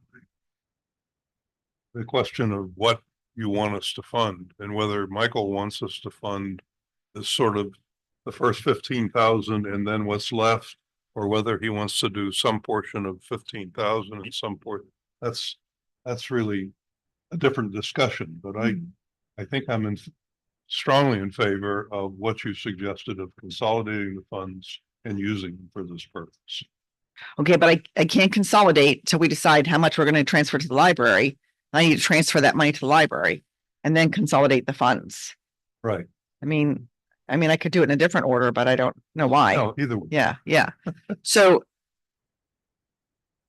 Right. To have the amounts clear, how much are you proposing to have in the Vanguard for the internship? How much? Yeah. It would end up about 60,000. Okay. Very close to 60,000, give or take maybe 1,000, maybe 59, maybe 61. It would depend, and it depends on what we decide to transfer to the library today. We don't have to do 20,000, but I wouldn't do more. I don't think that would be a safe cushion for us. Are you saying 20,000 toward this list of toward that list? Okay. And so the discussion is, and Michael, you could rest this. Do you want we just do the top of the list and cut it off at that point? Yeah. What would it mean if we gave you a partial on number 2? Would that mean anything? Well, I was just getting ready to ask that question. Thank you. The PC upgrades, the highest priority because these are Windows 10 machines and Microsoft is no longer going to be supporting Windows 10. So we want to upgrade to Windows 11 machines and the computers at Lexington Park get a real workout. So that's the reason for the highest priority. My question for my colleagues is, let's say we did call it 4,000 for decodable readers. Could we take out of our materials budget an additional 6,000 to meet this demand? Do you think that's something you'd like to spend money on? Since it's a priority here. I think we could. We could also consider Friends of the Library donations as well. I don't think our materials budget can take that hit for 6,000. It would have to come from FOL. So let's not do that. Can I also Please do. Michael, can I also update that PC upgrade? We have bought those because we had to. And so right now we're scrambling for where those funds are coming from. But I do have the bill and that can reduce down to 10,000 instead of the 15,000. I'm sorry, I didn't hear the first part there. First thing you said, which item? But the PC upgrade down from $15,000 to $10,000 request. You only need 10,000? We only need 10,000. But on here, The foundation helped us. Oh. the foundation was going to be putting money towards the Charlotte Hall desk renovation, but Smyrla covered that cost for $10,000. And so they voted to, instead of using the $10,000 for that, they put it over towards the PCs. So 10,000 there and 10,000 towards the codable readers, and I think we're good. That's easy. Sounds Okay, good to me. does somebody want to make a motion? So I so moved. Ten thousand towards item one? $1,000 and they spend 10,000 on PC upgrades and 10,000 on decodable readers. Second. All right, any further discussion? All those in favor? Aye. Thank So you very Linda, much. that could be an even 20,000 in that blank on this document, right? So we're gonna fill this in and then print it out for everybody to sign, since this is a resolution. The reason I'm doing this, I want to really memorialize some of these decisions that we're making for future boards to go back and understand what we did and why we We did have it. it on the books. And then we put $20,000 in that first blank. And for the expense of PC upgrades at Lexington Park, right, Belinda? Mhm. And the decodable, $10,000 for decodable readers. We'll fill that in. And this way that the money that remains will be in an account that'll give us more Hopefully returns. some nice healthy growth. And it looks good so far. Wish we hadn't missed the last 6 months. But yeah. is there a reason why we're using February? Well, I think it gives us time because sometimes we have new elections and new members coming in December, January. There's kind of a lot of change. And I thought kind of getting ready for the budget season. And I think Belinda says she has her numbers around the summer intern number you give us around March or April. I can give it to you anytime you want it. Okay. So I just thought it was a little less busy than December or January and would give us a pause. And then we would have maybe a full calendar year to look at the growth. I mean, I don't have a problem with it. Yeah. I just wonder why. That's why I picked it. I think December, January, too busy for us. But wait, when is the budget due to the commissioners? Because that, January.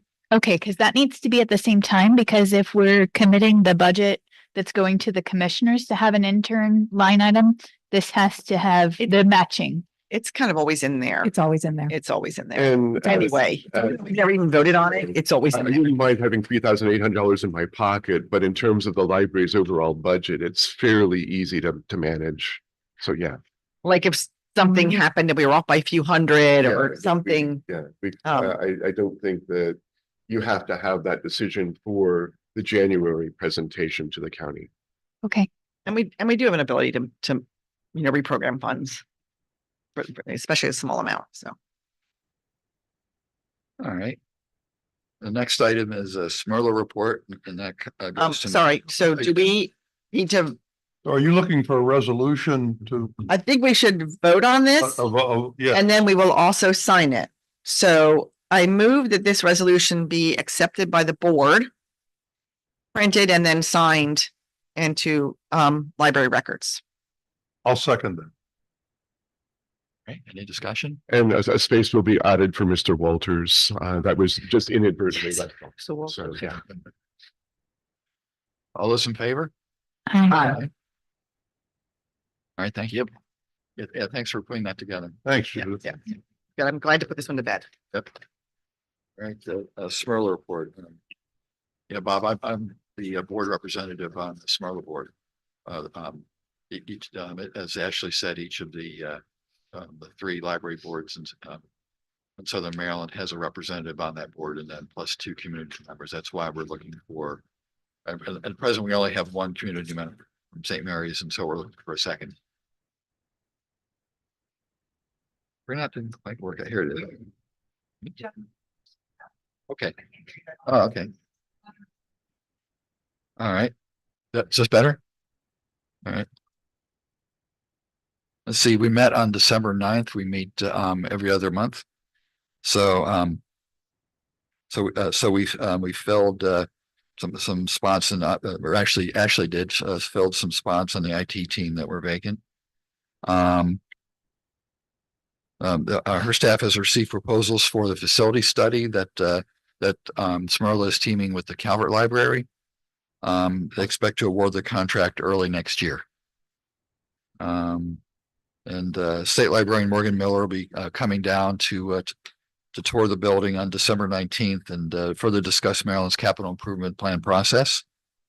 I'm sorry, to tour the Smerla building? The Smerla spaces, What date is that? December 19th. And the board approved a printer and copier lease from Just Tech. One of those combination printers, copiers. Let's see, and as Ashley mentioned, the board retreat for the 3 boards will be April 16th. And we approved a move, a tweaking of our investment strategy to keep up with the market, moving most of some money market funds to a mortgage fund with the expectation of keeping interest rates, that expectation interest rates would either remain flat or be a little lower over the next 6 months. So take, keep the money in places where we'll get a little bit to ride that period out. So there would be about 60,000 left in the money market fund. Any questions? Where is the retreat going to be? Do they have that yet? Oh, where the retreat will The be? board retreat? I believe it will be at the office in Charlotte Hall. It will be at Smerla, yeah. At Charlotte Hall. All right. Then next we have the director's report. Michael, I just want to note that both Chuck and I need to leave at 11:30. So if you want to reprioritize parts of your report accordingly, Yes. I don't know if we lose The- quorum at that point. Can The- I have a, Go sorry, ahead. I have a question I need to put before the board, then I really want your input on.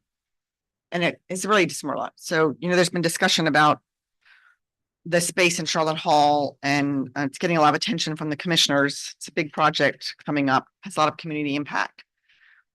And I think there were some emails about it too. So the question that was put to me to ask the board is,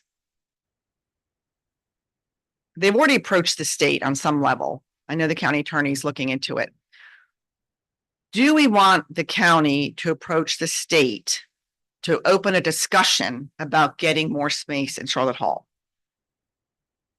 I have some updates on basically that the as Smerla well. thing.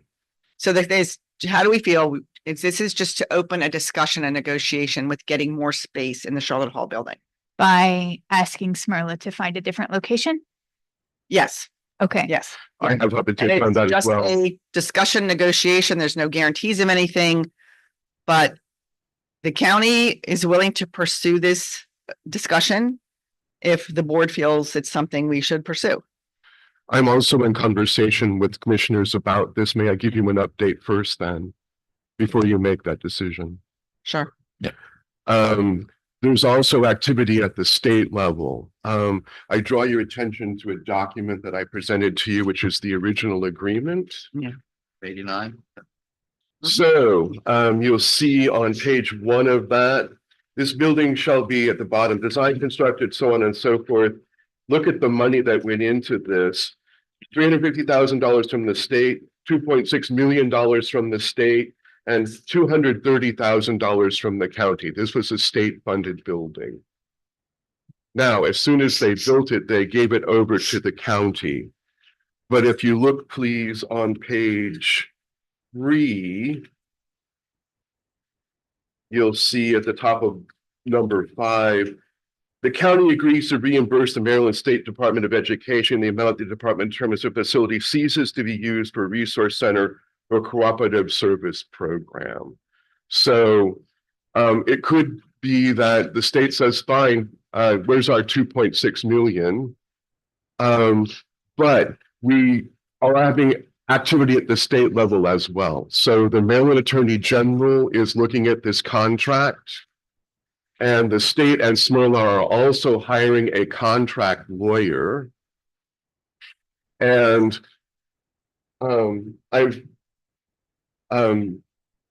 speaking of the facility study,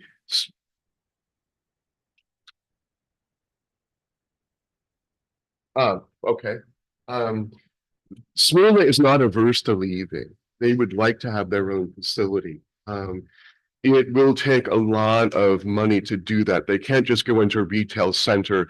As you heard, they are a hub for the IT. And we get our IT out through them once it's done in the county.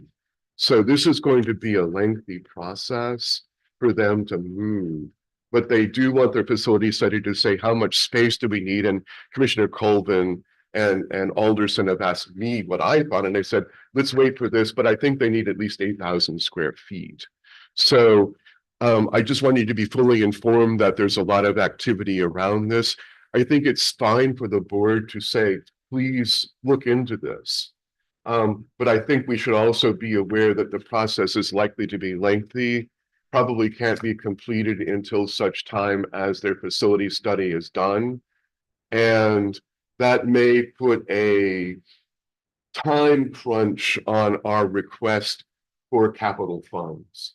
So what the RFP for the architect is already gone out. It went out finally before Thanksgiving.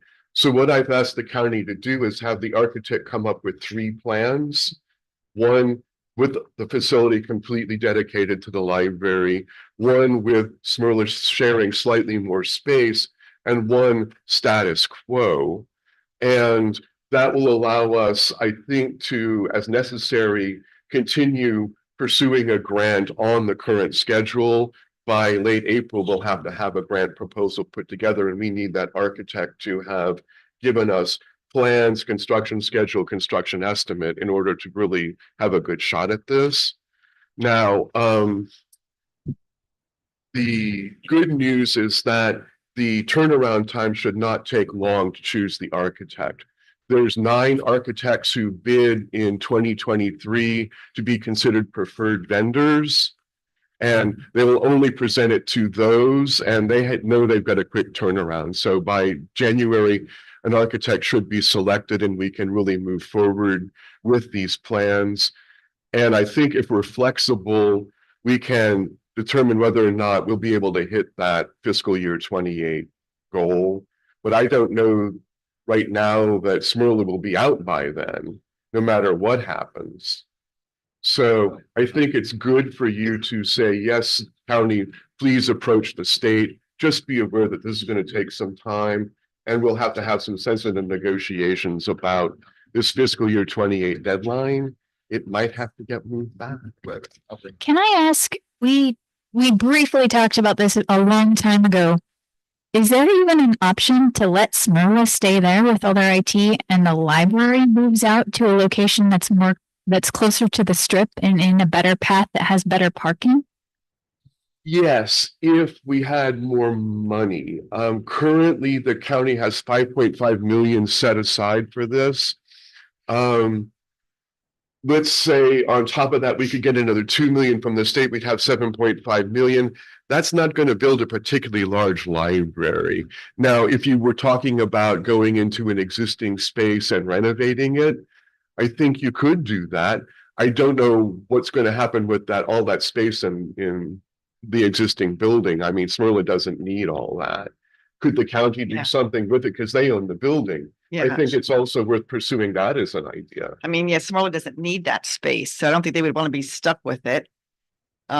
But if it solves our problems, and it could be, the county could open it up as like public, usage, like there's options there. Youth facility. Right. Or even just if they wanted to renovate it later and we renovated an existing building that's over by that's higher, further up the road and like where everybody is. Health department's looking for a new building, right?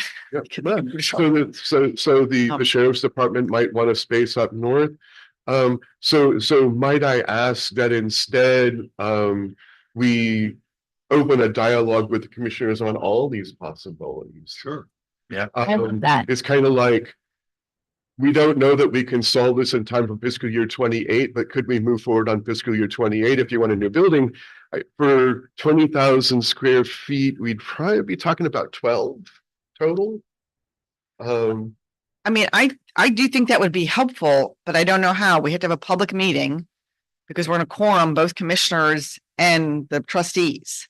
And we would have to have a public meeting or go to a commissioners meeting, but yeah, once we're there, it's a public meeting and have that open discussion. I mean, there's a lot of interest in this and they probably have a lot more skin in the game than we do in a way. Because they're going to be responsible. Yeah. They're responsible for, you know, the voters being happy on what they get. Right. And so I know they're already aware of the, you know, the differences between Charlotte Hall and the other branches. It's painfully obvious. Mhm. What they want to know is, and there are, I mean, I think it's proceeding clearly. So is the board generally favorable with pursuing these discussions with the state on getting more space in Charlotte Hall? Yeah. Or I could say, or elsewhere. I mean, I think If still the Charlotte commissioners Hall, can give us but more space elsewhere, we would also be interested in that. That I just think that like we're looking at a situation that doesn't really meet anyone's needs. And I'm wondering if there's another option that we could, you know, branch out and think creatively. well, I mean, I about think other the whole ways. building for us would meet our needs. It's more expensive. Except it's not a great location and parking is still an issue and they can't expand the parking because of the wetlands. So Yeah. that's where you run into like, we were talking about Yeah. like, could we put parking underneath or like Yeah, build a park? yeah. Like that's where it gets crazy. Yeah. If you're up in like the more generalized shopping Is area, that in the RFP parking, that gets it. expanding parking? It's not been discussed yet. That would have to be something that we would do with the architect, but I think if it were just the library, the issue with parking there is the trail. It's not really the library. I think that the space is big enough, but there are some areas that could expand, parking could be I expanded. think you probably could for the 15 Smurl employees, those 15 cars will be gone. This, And you can sometimes arrange a little more efficiently parking spaces. I'm sure it was designed 30 years ago. And they may be a way That to, used to be the Amish market. the civil engineers might be able to come up with a way to add parking. I definitely think that should be part of the project, Right. but- regardless. Yeah. And like, Absolutely to address parking. We don't want the Leonardtown issue again. I Yeah. can give you a history. That parking lot was already expanded, probably 15 years ago. Parking is actually not really an issue up there anymore, because The Amish the- market the- left, yeah. The market is gone. So I guess we're thinking, if you were to take over the whole building, would it increase the traffic into the library? in that- already true. in that sense? But I Exactly. can tell you that when they expanded the parking, they went as far as they could at that time. That's, I mean, Ah. you never know, unless you ask. I Change, mean, you never know, but- right? Yeah. but I mean, just getting more foot traffic, being in a location that is easier to get to, like there are Yeah. benefits of thinking of things in a different way. Yeah. So I'm open to I mean, if they talking want to the to, commissioner. I guess our I think the Consensus would be if they five get- that Have to we leave at could get would be the 11:30. best. Yeah. Get us more you'll space still have anywhere. a quorum. I think could we very quickly then have you as a board move to have the county It Again, doesn't have to talk be it doesn't have to be a formal vote. I just wanted the feeling to feedback to them is, do we support, I guess, either pursuing more space in Charlotte Hall or pursuing more space elsewhere? So If they explore another offer option. us something else, we Yeah, be I'm open to I'm in taking. favor of discussing all those options. I think the concern initially, and if I were on the staff there, I would probably have this feeling that we don't want to handle it in a way that gives the impression that that we or the county are just unilaterally going to kick them out on the street. We can't do that. Mm. I mean, we That's can't. what- We don't want to give that Yeah. impression either. It's We can't do If that. they indicate they want to move, what's But- different? Yeah, but I mean, it's we just a can't do that, question so of they shouldn't feel time that and way, How yeah. they're going to fund their move. It can't happen Yeah. overnight. No, it would be quite a negotiation and some time for them to move. I'm thinking a year or two out Yeah, at but least. I mean, it is. So now the negotiation. question of cost, there is a question of cost, but there's also an amortization schedule and the county attorney feels like the amortization is at zero after 35 years. So, Yeah, but it would be fair to share in their incurred costs if they moved. But that's totally a county decision. None of this is on us. Yeah, None none of of this us- is our money. It's not really, they want our input. as for guidance, So I think but it's not our money. let's open the conversation with them, and I've been getting emails from commissioners. I will happily Yeah. indicate the same thing in response to those, because I'm got one due back today, and just say, we need to be flexible, we need to be strategic, and we need to be nimble and take advantages of what opportunities occur. Creative. If this facility study indicates that they could move out and they very quickly could get a grant, because they're eligible for some state grant capital funds that we are not, then maybe this could be accelerated. If not, maybe not. But let's make a smart decision rather than just try to force something.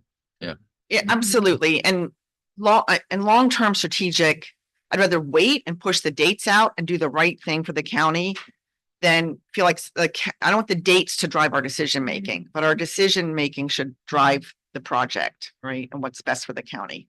Agreed. But And they're I going to think it have would to be- the public about this. Yeah. So Yeah. Yeah. Okay, I think I have the feedback I can give. So, All right. All right. Before Sharon and Chuck leave, normally we hold the board elections in December. Since we won't have a full membership at this meeting, I was going to propose, like you and I serve one more month and then we hold it in January. Would that be amenable to everyone? Do we need a Yes. motion for that? Yes. And that will give our new members a chance to vote as well. Yeah. I'll serve in office. Yeah. I nominate Bob. But do we need a motion for that? Or is it, He's an official member. When he comes back in Okay. January, he's our president. so one more month and then we can hold elections. January, yeah. All right. Come with your buttons and your signs. All right. All right. All right. Out of respect, I know you both have to leave. So out of respect for the time of the rest of the board, I'll just do the rest of my stuff extremely quickly.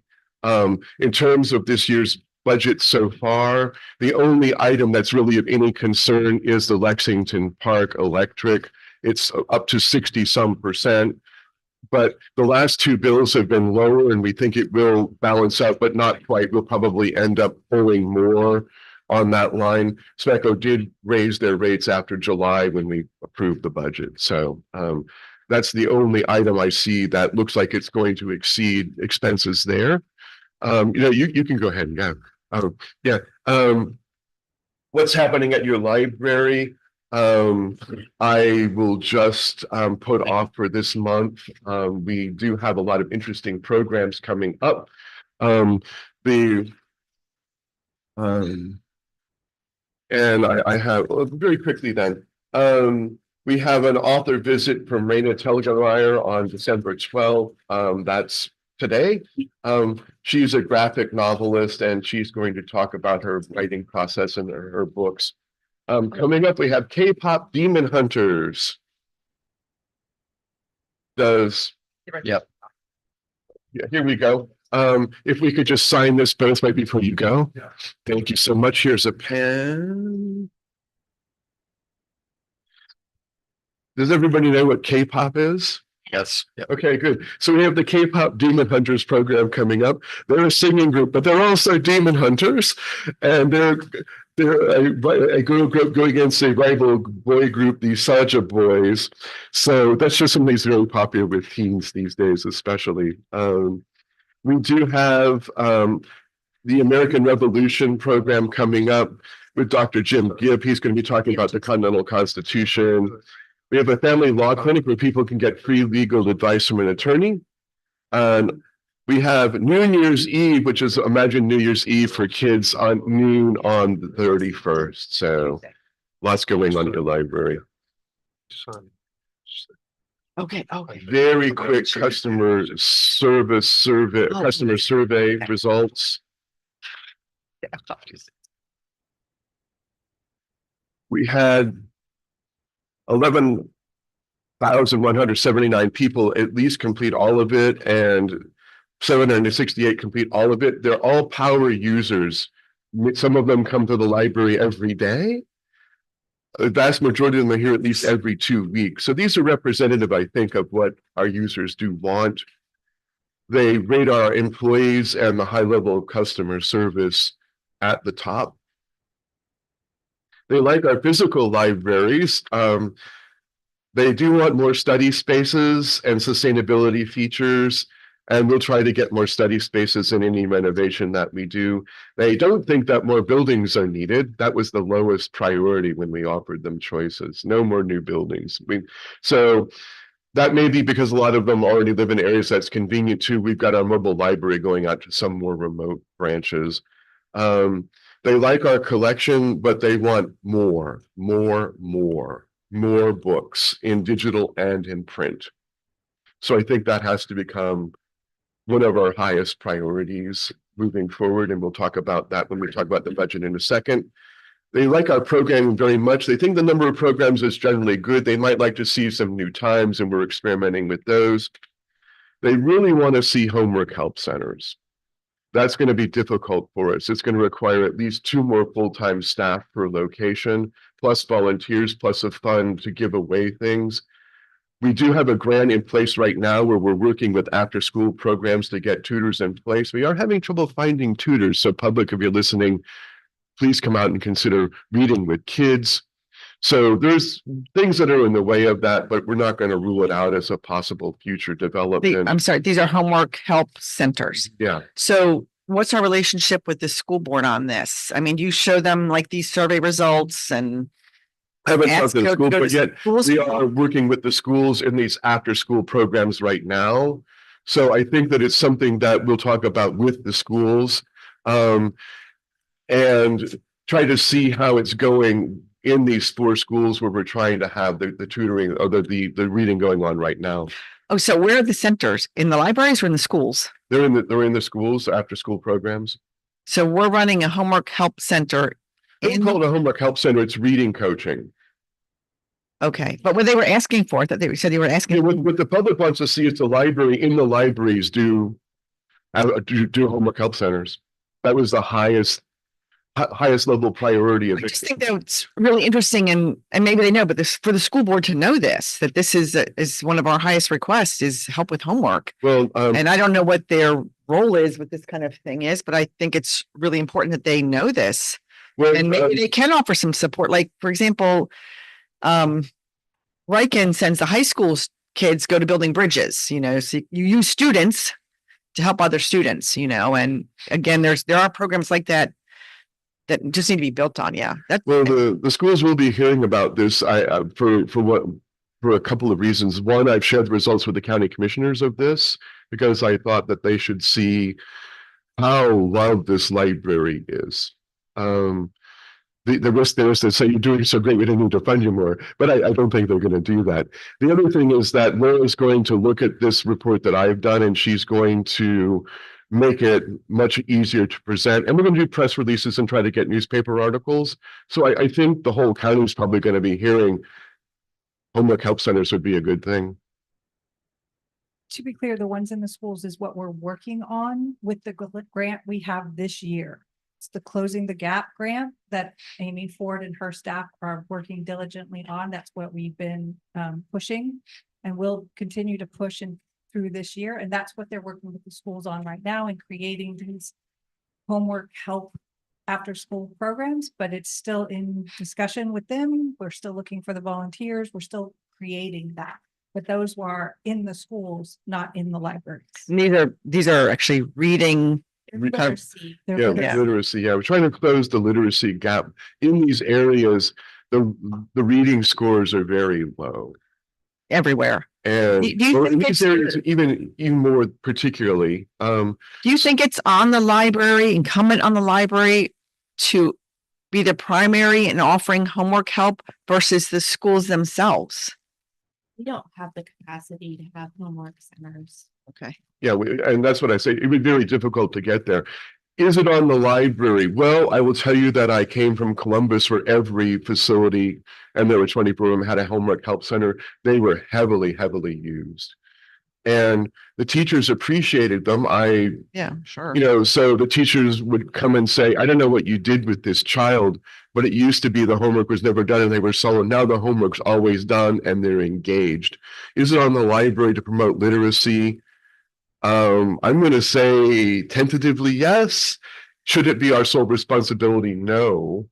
But there are, as Marianne just pointed out, big obstacles in the way of us fulfilling that. But so.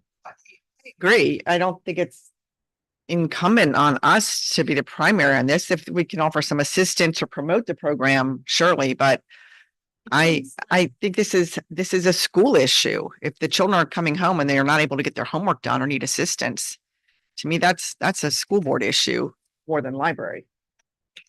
Right now, though, just Yeah. talking about the library's capacity, we are all, you know, you've heard this before, we're understaffed and we ask for staff every year. And so adding another service is really gonna stretch us.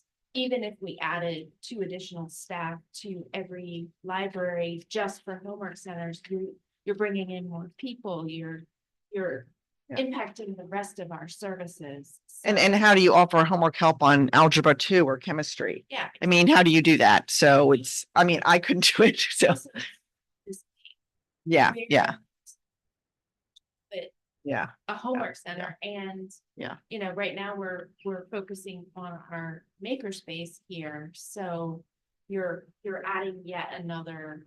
Yeah, I don't feel it's, Frankly, if I look at what the public has asked for in this survey, they ranked homework health centers far above maker spaces. Yeah. So this conversation is not done, yeah. and how we get there, if we ever get there, is going to be a long road, but I'm not ruling it out. Not ruling out helping, but I don't get. Yeah, I'm not ruling it out, but Incumbent when we on get us there, I don't know. to take the lead on this. It's just, Yeah, I think that this survey is aspirational. Yeah. And something people would like to see. And, so all the comments about build one in Wildwood or build one in Mechanicsville, Oh. Love to, where's your $12 million? So that's just kind of, as I say, the main takeaway from this is that if we're looking for low-hanging fruit that we can do quickly, not a lot came forward. People just love the library. And in some of these categories, when you take out the people who didn't comment at all, 99% of the people are strongly in favor of some of these things. So the public really is liking the library, and I'm just delighted with these survey results. well, is building the collection. Yeah. Building the Is collection. that low hanging fruit? And you have a goal? Do you want to build it 5%, 10%, 20%? How do you quantify building the collection? Do you have, and maybe you don't have it at this point, but do you see developing a goal and then this is this is when we expect to reach that goal? I think it's going to be as much as we can. We'll have to look at the funding, but here's actually a good we've already covered we've already covered the Charlotte Hall, Lexington Park Makerspace update. We've received 4 bids, and next week we will decide between those bids. 2 of them were well above the dollar threshold, so we're looking at 2 legitimate bids that came in over Emma, and we'll make that decision and move forward with the installation of the glass walls in the makerspace. I think it might be a good idea to put off deciding what you want to do about the retirement healthcare benefits for now, because I think Chuck and Sharon would like to be involved with that conversation. So let's move right into an action item, which is approval of the fiscal year 2027 budget request to the county. And we have a document with that for you. If sometime in the future you decide to draw something down from the OPEB fund, we can do that adjustment in the final budget once we kind of know the money that we'll be getting from the state and from the county. I am expecting it to be a lean budget year this upcoming year, but we are making a pretty aggressive request. Belinda, would you like to review this? Sure. So again, this is, our wish list and our estimate of what we think would be best for the library for FY27. So of course, salaries will increase as they do every year. We are asking for a mobile librarian, another mobile librarian. Our staff for the mobile library are out on the road 6 days a week. And it is untenable for only 3 staff members to do that. Does that fall under Leonardtown salaries, That's under admin salaries. admin salaries? So you're adding how many positions? It's the one mobile librarian. Health insurance, I've given basically a 5% increase to the amounts, and then there's the addition of possible full-time employment for that one mobile librarian. Plus, we've had people add within this year again. So it's actually about a 7 to 8% increase overall. And that's, again, just an estimate. We don't know what the county's asking for, and we won't know what the health insurance actual increase is until April, right before the budgets are approved, is when I'll find that out. So this is also just an estimate. Electricity, telephones, water utilities, again, just taking what we've been spending, and I only have about 4 to 5 months of information, and projecting it out for the 12 months and adding a little bit in for cushioning. Office supplies and operating supplies don't change that much. We did increase the circulation budget currently by 60,000. And we increased the digital collection budget by 20,000. And that's a direct result of that survey. We really do want to be able to spend more on our collection, if at all possible. Mobile library did not change over time. Professional services is approximately the same. The F&E went down solely because we had that one-time expense for the admin department this past year, which you saw those cabinets in that room because we are short-spaced in Leonardtown for supplies between all of our programs, the mobile library and the administrative staff all being housed there. And that is most of the changes. Do you have any questions about the expenses? I have 2 questions. Mhm. In round numbers, how many dollars, what's the dollar increase bottom line over last year's bottom line? $492,825. It's Over what we're asking the county for? No, I'm Well, it depends on what That's, number. that's total, and the county's about 75% of that. So from the county, we're. Like $600,000. Yeah. yes, it's Yeah. about So from the county, which I think is a number that's kind of crucial here, the rest is state, which we don't control, and then grant money and things, the right? overall expense is $598,000 more. From the You county, might have from the old county. That was, but I think for the county, it's still about that 492 But- figure, but yeah. It's, It went from What's the 4.5 total? It went from What's the total? 4.5 to 5.1. John asked me what the total overall expense increase was. Is $598,000. 598, so hang on a second, equals over 100. I can give you a rough guess of what that's gonna be. We're asking for, from the county, $5,100,000 this year. Which is,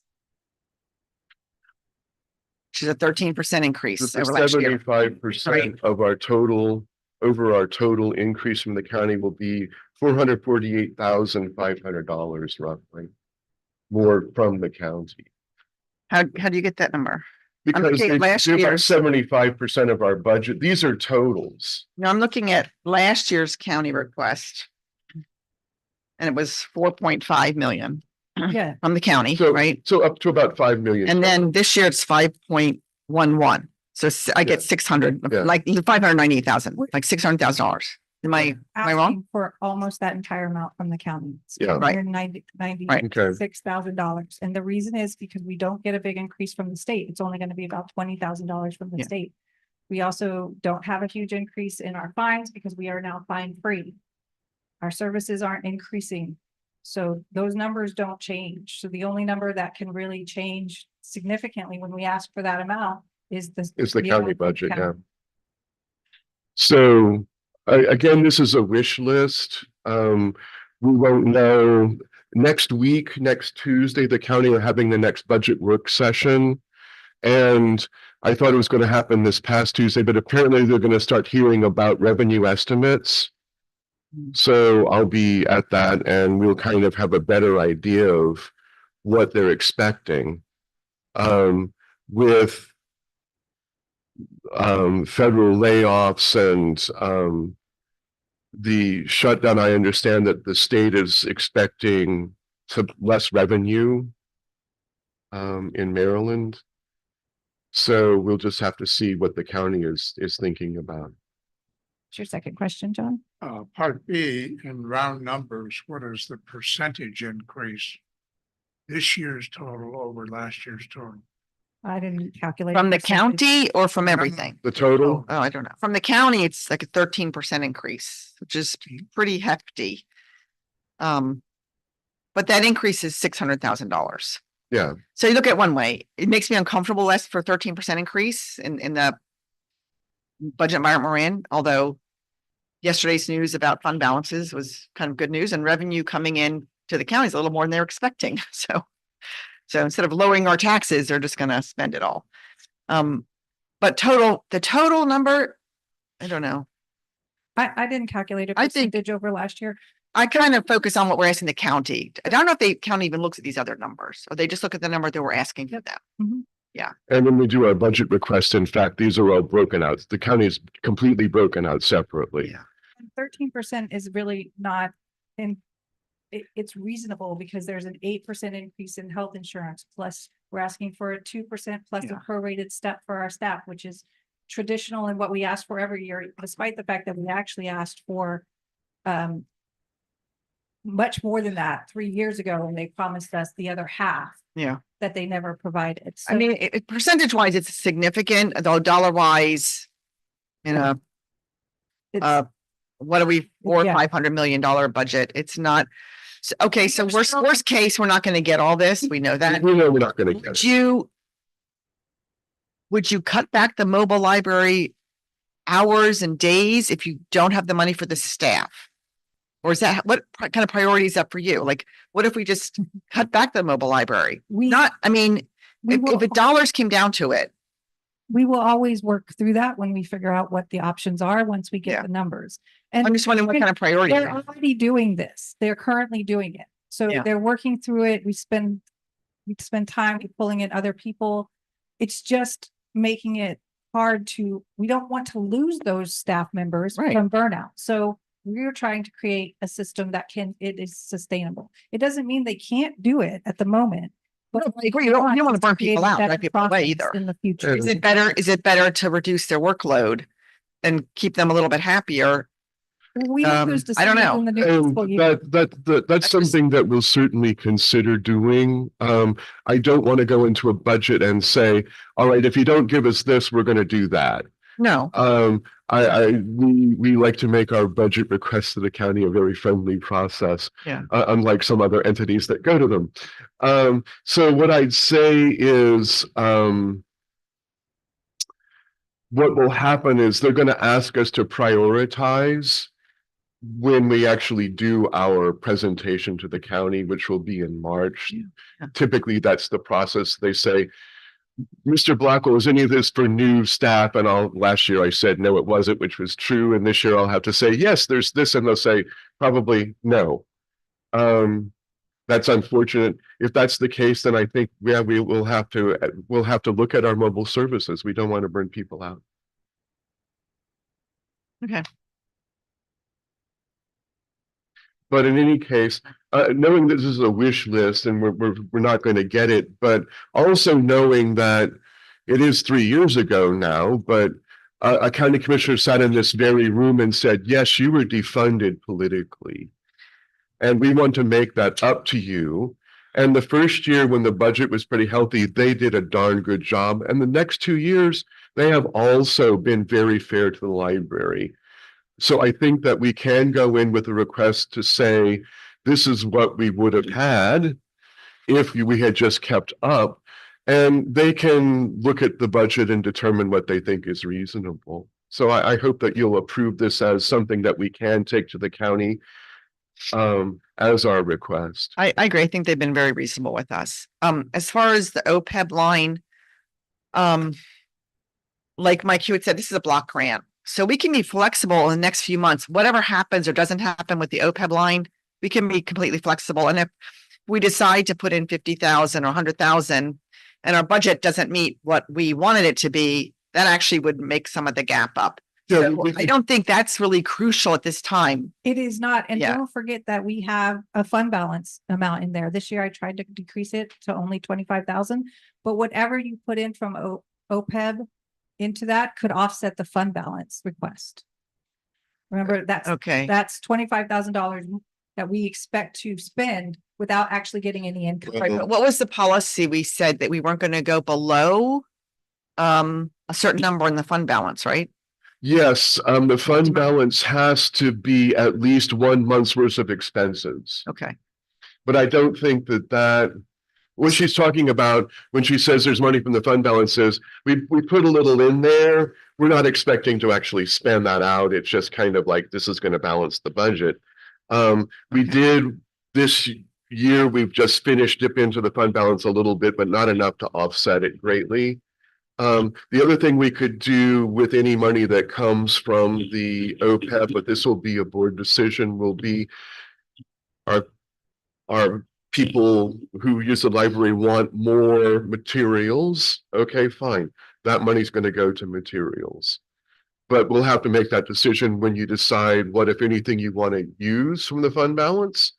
And so that's very much for the future.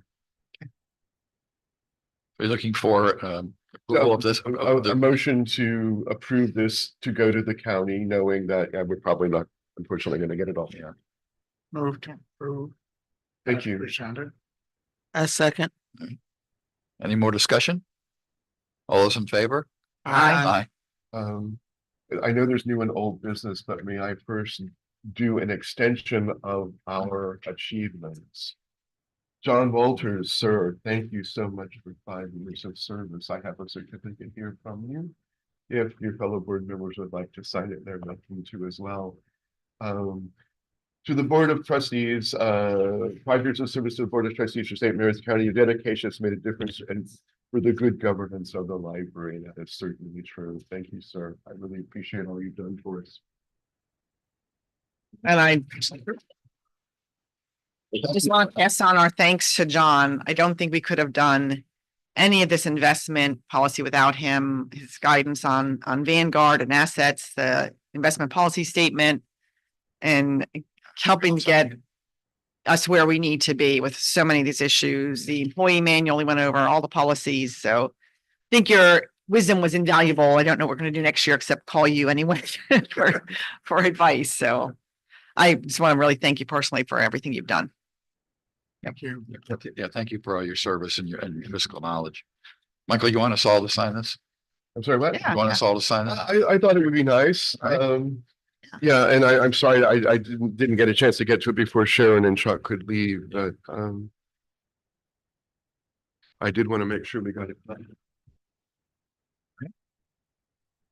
Yes, well done, John.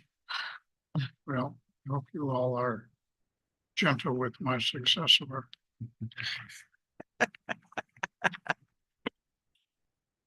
So we had the old trustee business. I don't know if there's anything to bring up.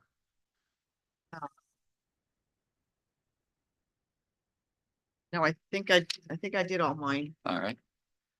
Under new trustee business, the only thing I had, I think there was some interest in having a board retreat, and I think we probably need to work out what the mechanics of that would be in terms of how that fits with our the Open Meetings Act. And we can talk then future we can talk about scheduling an agenda. Sure. And as long as you do not make any decisions about the running of the library, you can have a board retreat. That's no problem. And I was actually talking with Chuck Stein last night at Soderly, and he was indicating your interest in this and said, if we want you to attend, Michael, will you attend? And the answer is yes. But if you don't want me to, I will not be there. Up to you. Thank you. I want to move to close the meeting then. With the holidays coming up, we probably have to work out scheduling. I think we're talking about January or later. Yeah, Yeah. I'll be on vacation. And I think with new board members, it would be nice. Yep. I we get agree. there. Any further new business? All right, if there's nothing else, I entertain a motion to adjourn. So moved. I second. All right. All those in favor? Hi. Aye. Thank you. I have copies of this year's audit if anybody wants a print copy. I think a number of you have it already, but